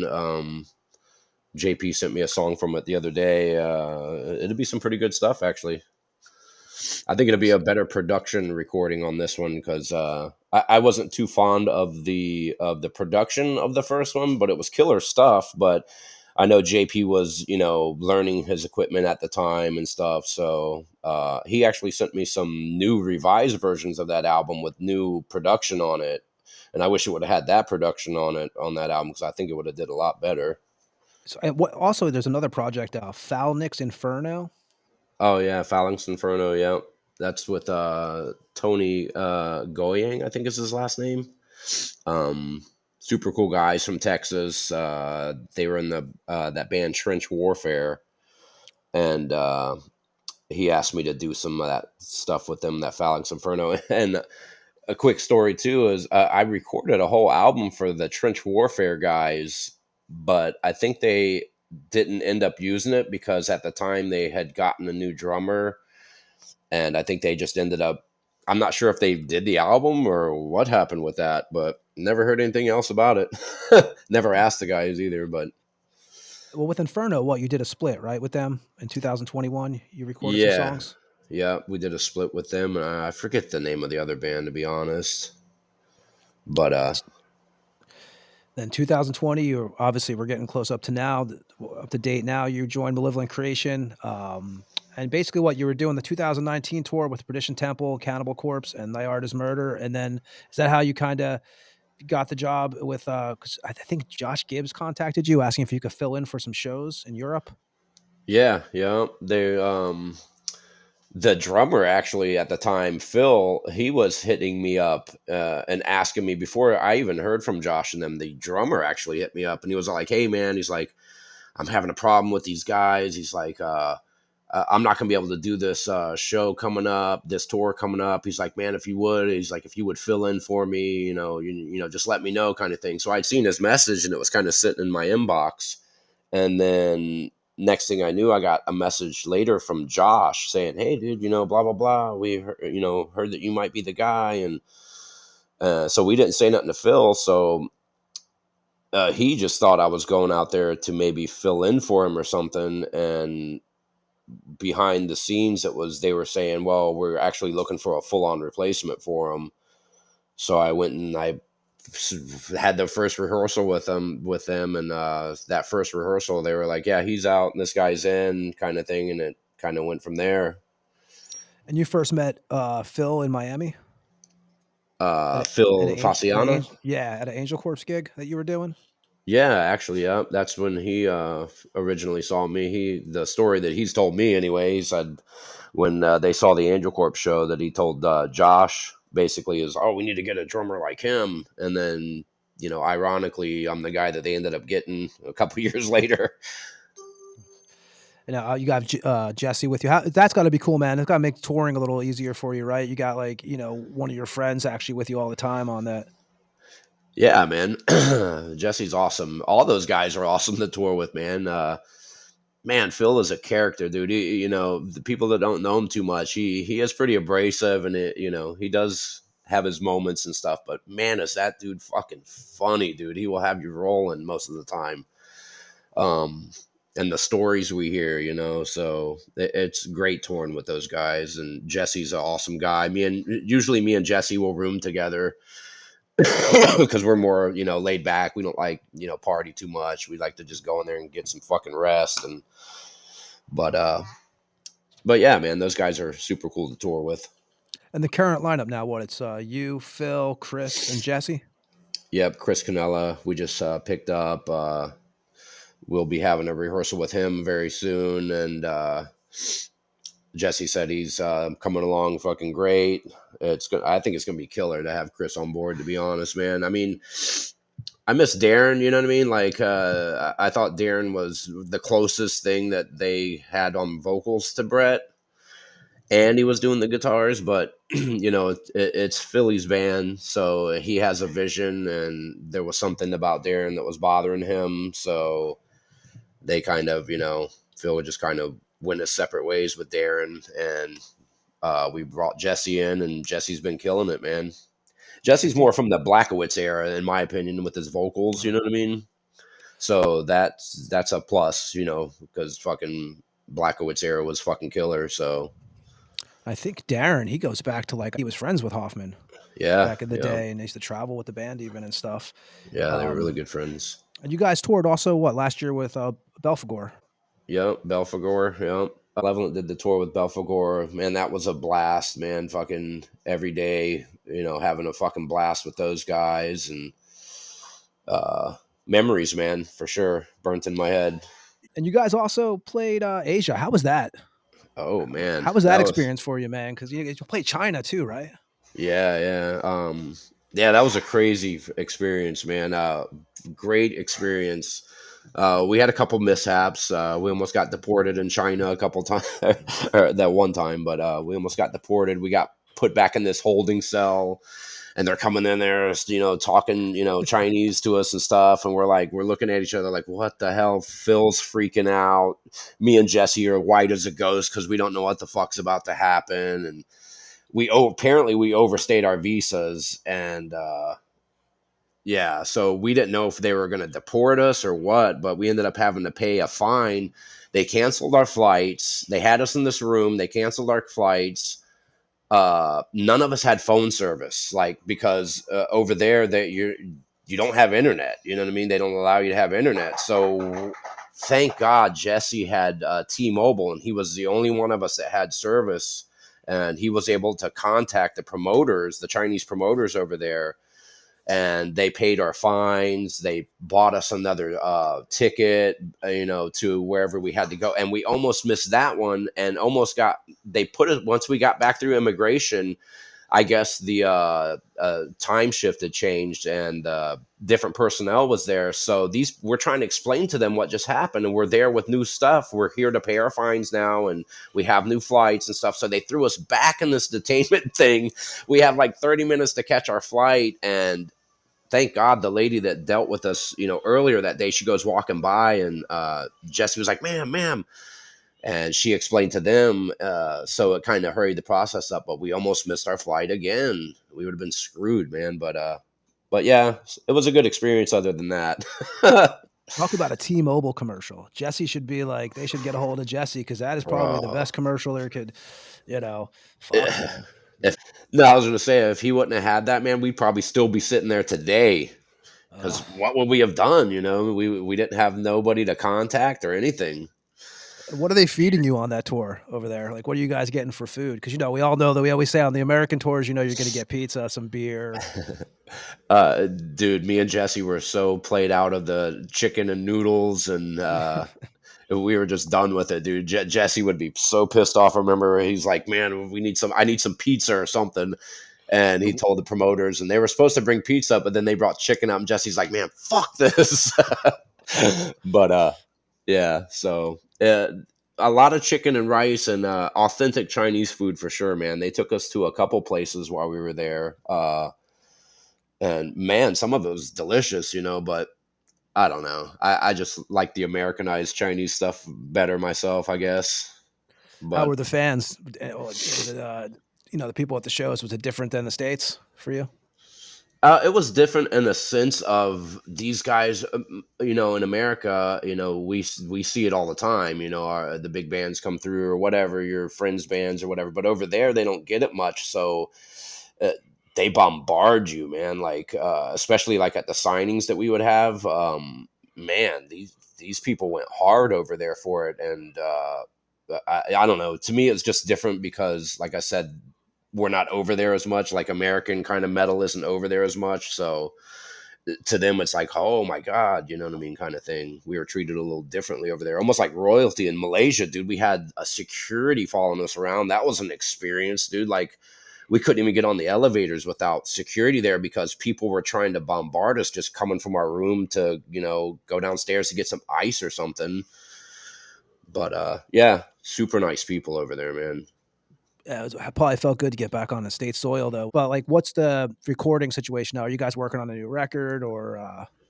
Yeah, we are working on a new record. Philly is working on new tunes. I know everybody keeps hearing it and hearing him saying it, but he really is working on it. And I've wrote a couple that I've got to present to Phil, and Jesse is writing vocals to one right now for me that I wrote. And with Phil's situation right now, him being in Miami, it's a little more difficult for us to get together and work on the tunes, but we are communicating and stuff like that. And when he comes down, he usually comes down a few weeks before a tour and stuff, and then that's when we have the opportunity to kind of work on the new stuff.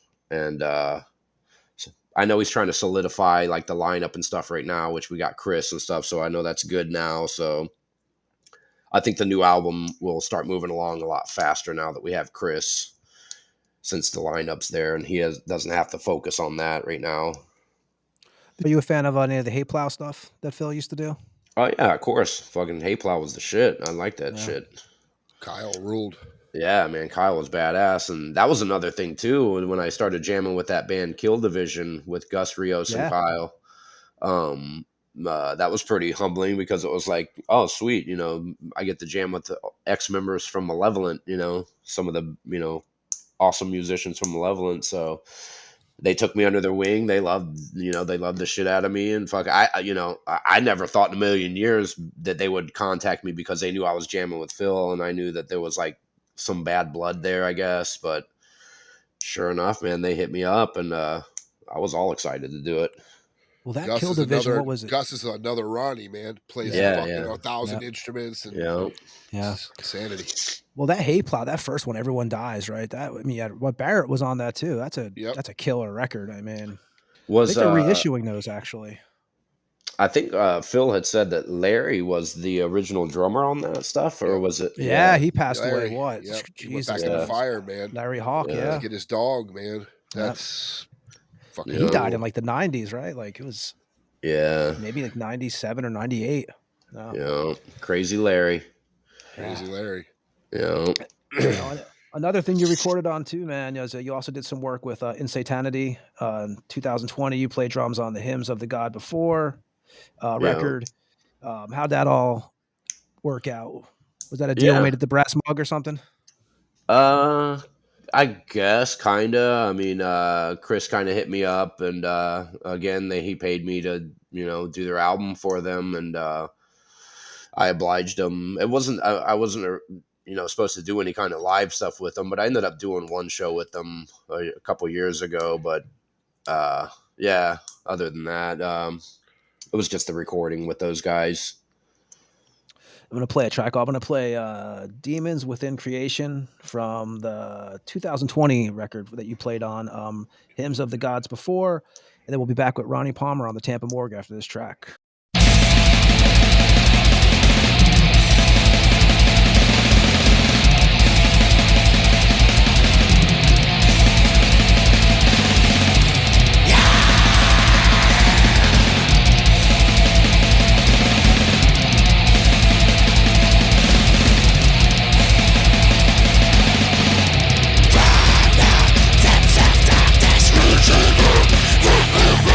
Magic from creation.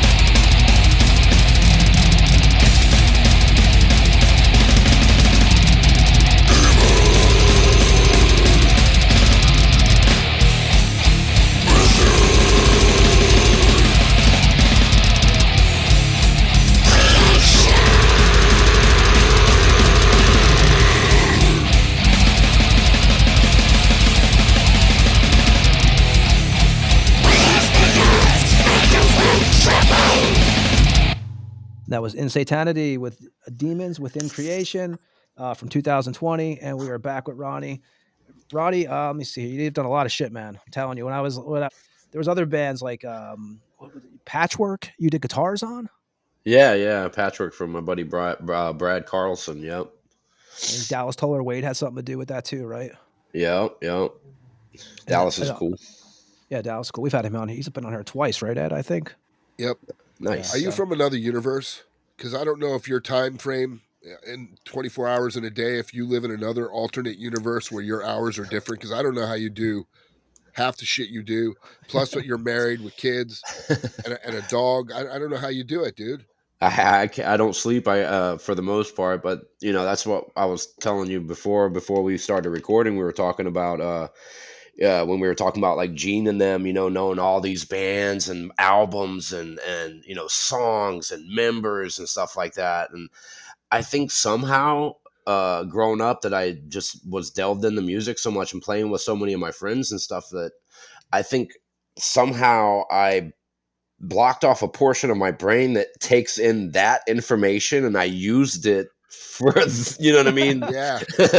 Because I don't know shit about like all these bands. Like when I heard Nick's interview that he did with you guys, and I hear him talking about all these old bands from back in the day and these venues and that venue and when he played and this and that, I'm like, I don't remember any of that. I don't even, it's like, Oh, so this is a nightmare for you, this show, then, because this is a fucking total like, it's dude. like, I lost sleep over it last night. I was like, fuck, I got to do that thing tomorrow. Hopefully I don't embarrass myself. oh, dude, no, man. Bro,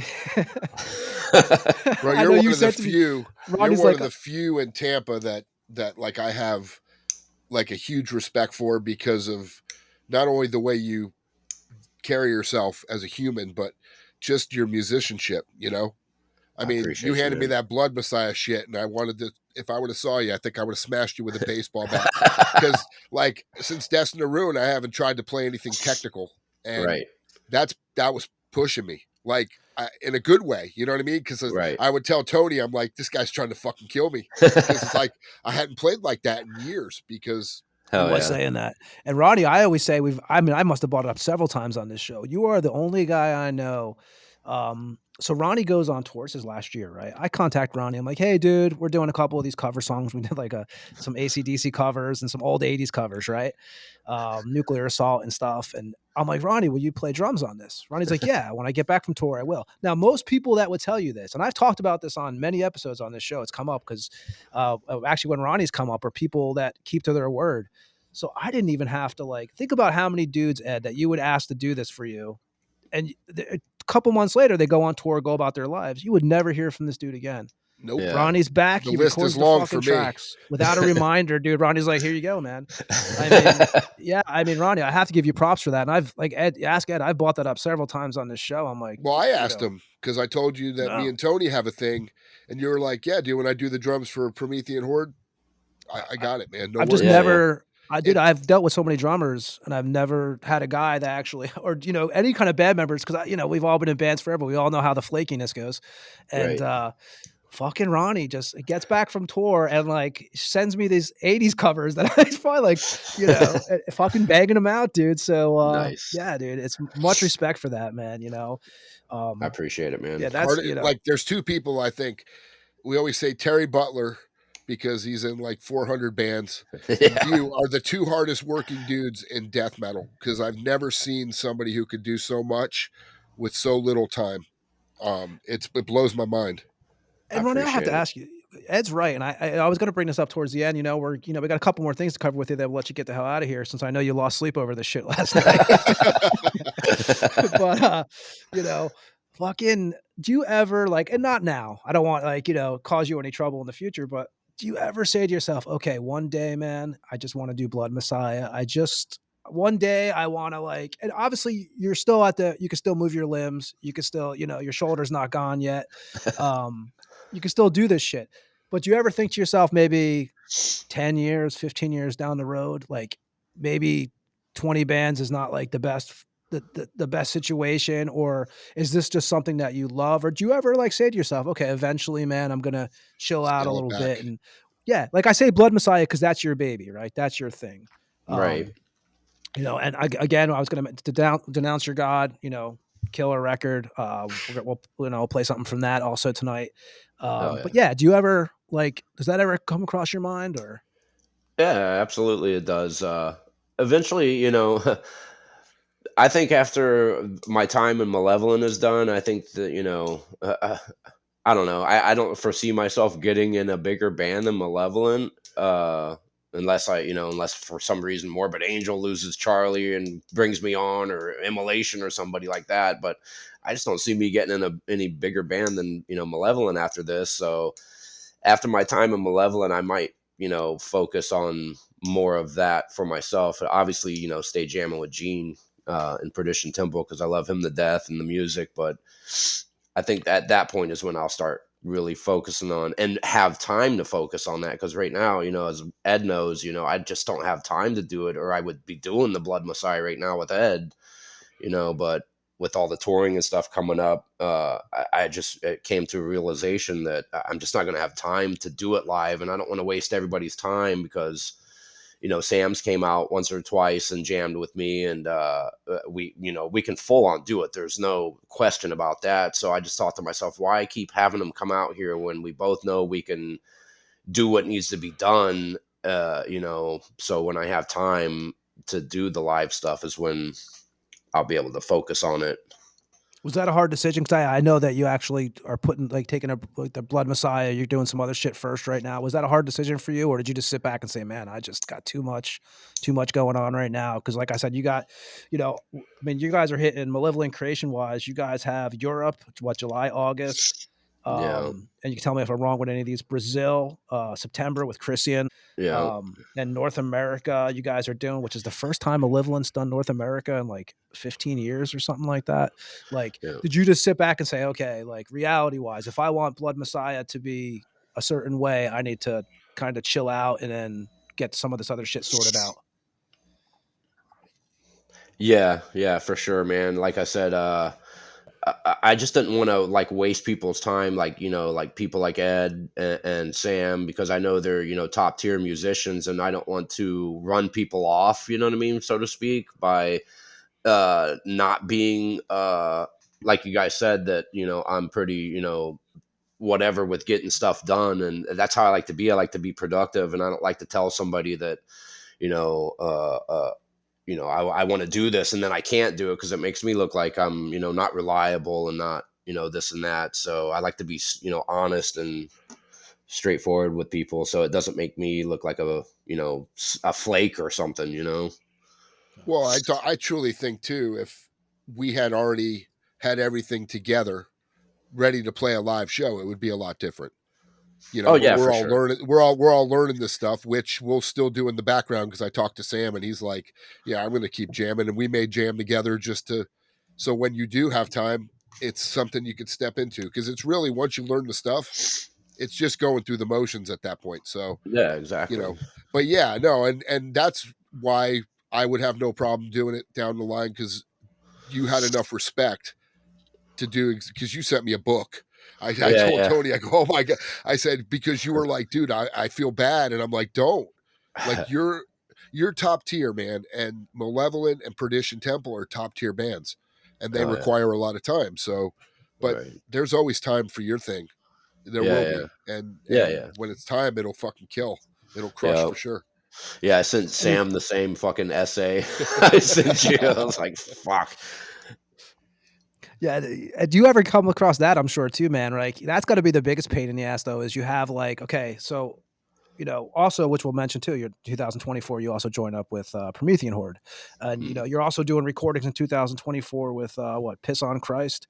Yeah, yeah. You did what? You did 2 albums with them, right? 666 Rejoice and Blasphemy, and then you did Seventh Blasphemy Slab, Seven Yeah. Blasphemous Slab, I think it's called. Yeah. So do you run across, okay, Ronnie, we got a show coming up here.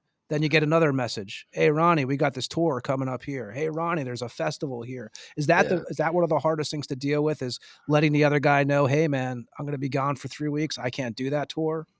Yeah, it actually happens all the time, man. I've had to, work around like Perdition Temple and Malevolent. some of the dates will kind of cross, and we have to figure out where to go from there, kind of thing. And but we've been managing, man. Nothing's really like came up to where we've had to cancel anything or anything like that. So been lucky with that so far.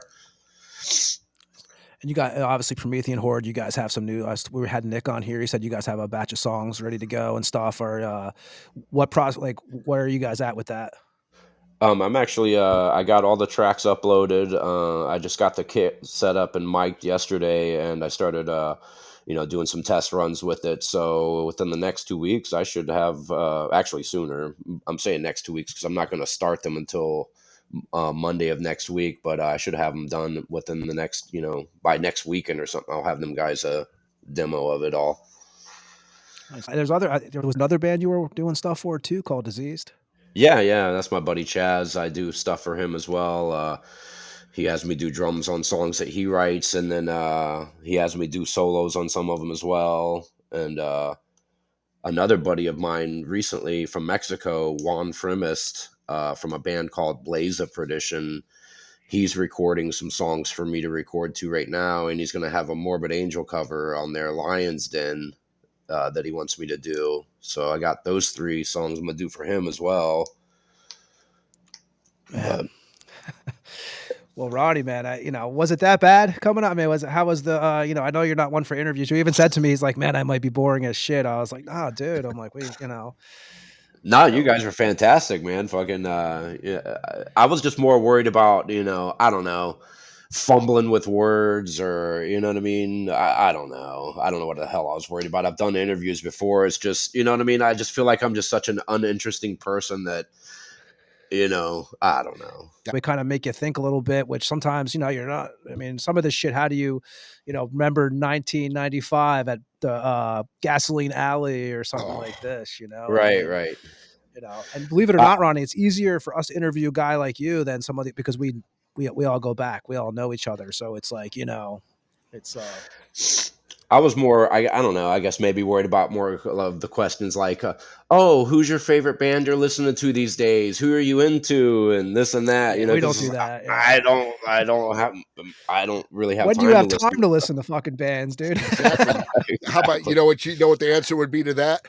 All the bands that I have to do drums for, and I have to play guitar for, and I have to write new music for. Those are my favorites that I'm listening to right now, because that's pretty much all you're listening to. Yeah, that's all I have time for. But I will throw one of those kind of questions at you though. Who was one of your favorite bands? So like the bands you toured with though, like I've hanging out with for a long period of time, man. Who's been some of your favorites, like that you actually form? I know you guys like we had More to Scold on here. I know you guys did some stuff with them, and some of these bands. Dave like, is there a Greger's couple? cool. You got Christian coming up, and I mean, to me, they're some of the coolest guys there are.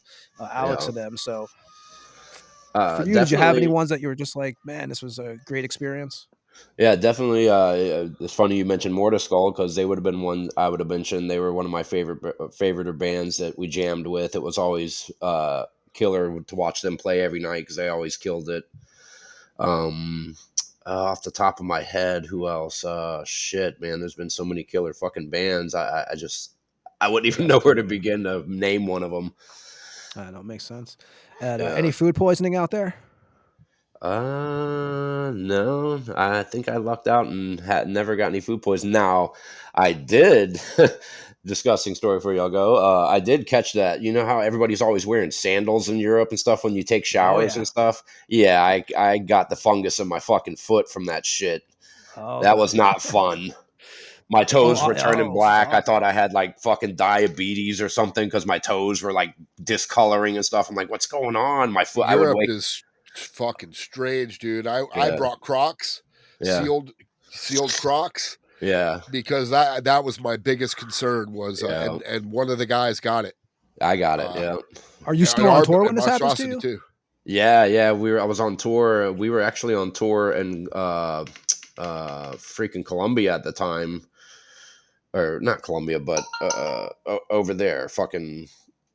Anyway, we were. That's when I started experiencing. I was waking up and my foot felt like it was on fire, dude. And I even went to the doctor when I got back home, and they tried to diagnose me with what's that shit called, neuropathy.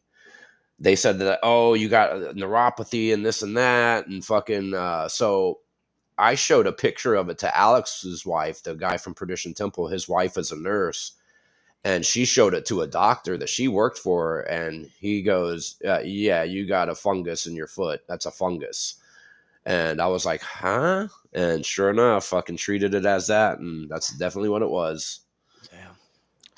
Fucking Man, nuts. Ronnie, I think we covered everything with you, man. I'm sure there's a couple bands we forgot, you know, but you know, I think we've covered it all, dude. And Ronnie's Yeah. the guy like on the comics when the guy comes out to announce the bands and it's the scroll that just keeps Yeah. going down the Yeah. down the street. Hear he, hear he. Well, it's like you want to bring Ronnie on the show, but you got to think to yourself first, man, this guy's got so much fucking history, dude. It's like, you know, Well, and we have history with him, you know, Yeah, so that's, you that know. makes it awesome too, because You my guys are the time with reason. him in the band was great, man. I that was probably some of my funnest time. Yeah. You know, in the band was when you did it. Yeah. No Hell yeah, offense to man. anybody else. It just, you know, we played some killer shows. Right. Fuck yeah, Man, man. we appreciate you coming on here too, because like I said, I know you know, you're not used to doing this too much, but you know, we're glad you took the time and gave it, and you know. Yeah, I appreciate you guys having me, man. You guys were awesome and fucking loved it. Thanks, dude, man. And anything else that you could think of so we can let Ronnie off the hook? No, I gotta- think we He has to go tortured him jam with enough. somebody. Yeah, he's gotta go write some drums. I actually, that's what I'm gonna go do. Is I gotta finish working on these Promethean tunes before I start man. recording them. Insanity. My Well, brain Ronnie, would man, be we got fried. nothing but respect. Same and here, like guys. I said, man, Absolutely. yeah, we'll have you back on. It'll be a lot easier next time. Once we have you on once, you went through your whole life story, you're good. After that, like, you know, after you're done being interrogated, it's Right. it's all good, man. Awesome, man. So anything else you want to say on your way out? And when you hitting the road, when's your next when are you back on the bus? I think July we head back out with Malevolent. I'm not sure the tour that one is. There's so many of them coming up right now, so I'm not sure honestly. But it'll be in July. We head back out. Is that the one with Massacre in Europe? That's the one. Yeah. I believe Okay. so. Yeah.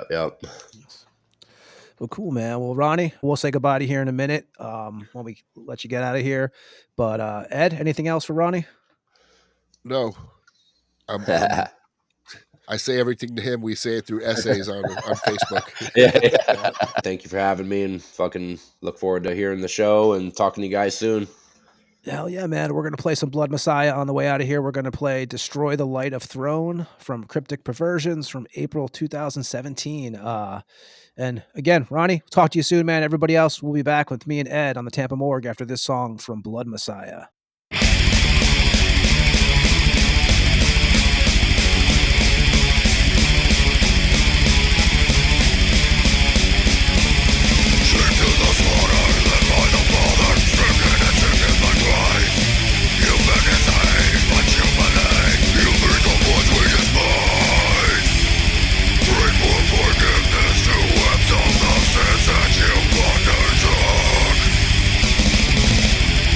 Blinded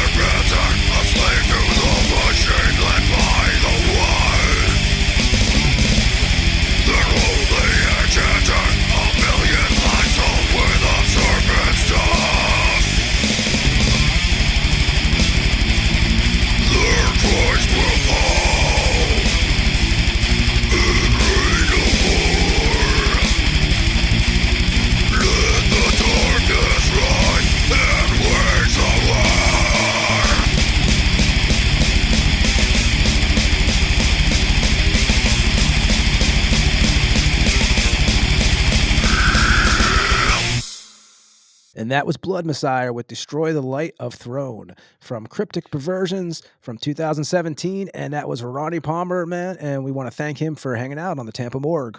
Ed, that was I always like when we have the guys on that we've known for years. It always makes the episode a little more I don't know, more chill, I guess you'd say.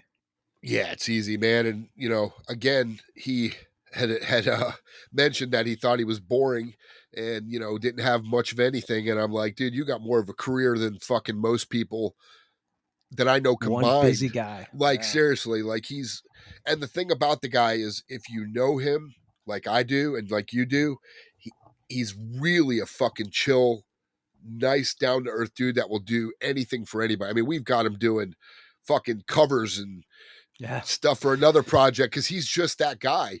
And I'm glad, I look back and I'm like, as much as it sucked when we lost Angelo and all that, when we got Ronnie, it definitely enhanced the band, because sometimes it doesn't happen that way. And honestly, I'm glad, man. I'm glad that whatever we did propelled him to where he is today, because he deserves it, man. He's the hardest He's working killing it, dude. man. I mean, And the Bloodmessiah stuff, I'm telling you, I've told it to him, I've told it to you, I'll tell it to everybody. I've played some seriously technical music in my life on bass, and this shit has my hands hurting. And it's because I'm trying to do things different. Like, I'm trying not to cheat. And I'm learning before I put my own flair on stuff, because he told me to do what I want. I'm learning the songs how he wrote them on guitar.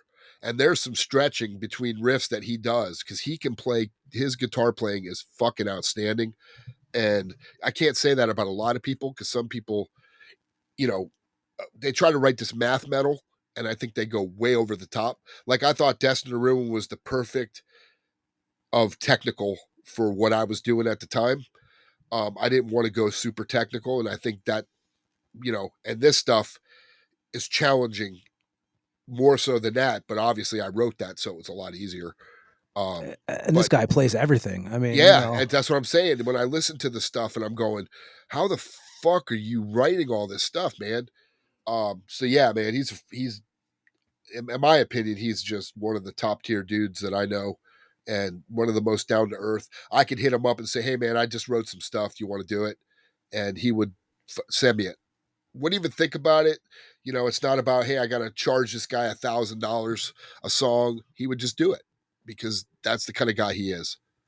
He's a beast, and we appreciate him giving us his time. Especially he's telling us that he's like, I lost some sleep over it, because he does. I don't know if he's done many of these audio interviews or whatever, but so yeah, it's this was nobody. Let's be realistic. I mean, honestly, we know for a fact nobody that comes on here is doing the type of interviews we're doing.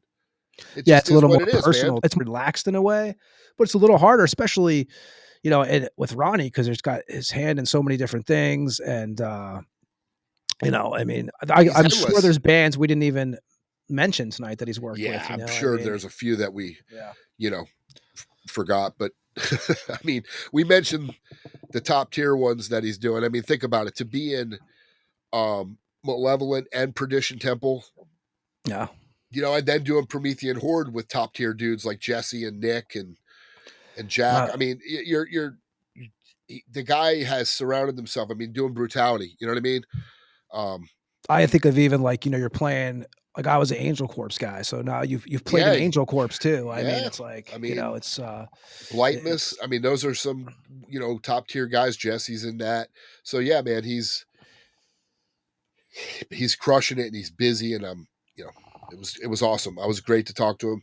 Like I said, I talked to him over Messenger, and it's usually a fucking book.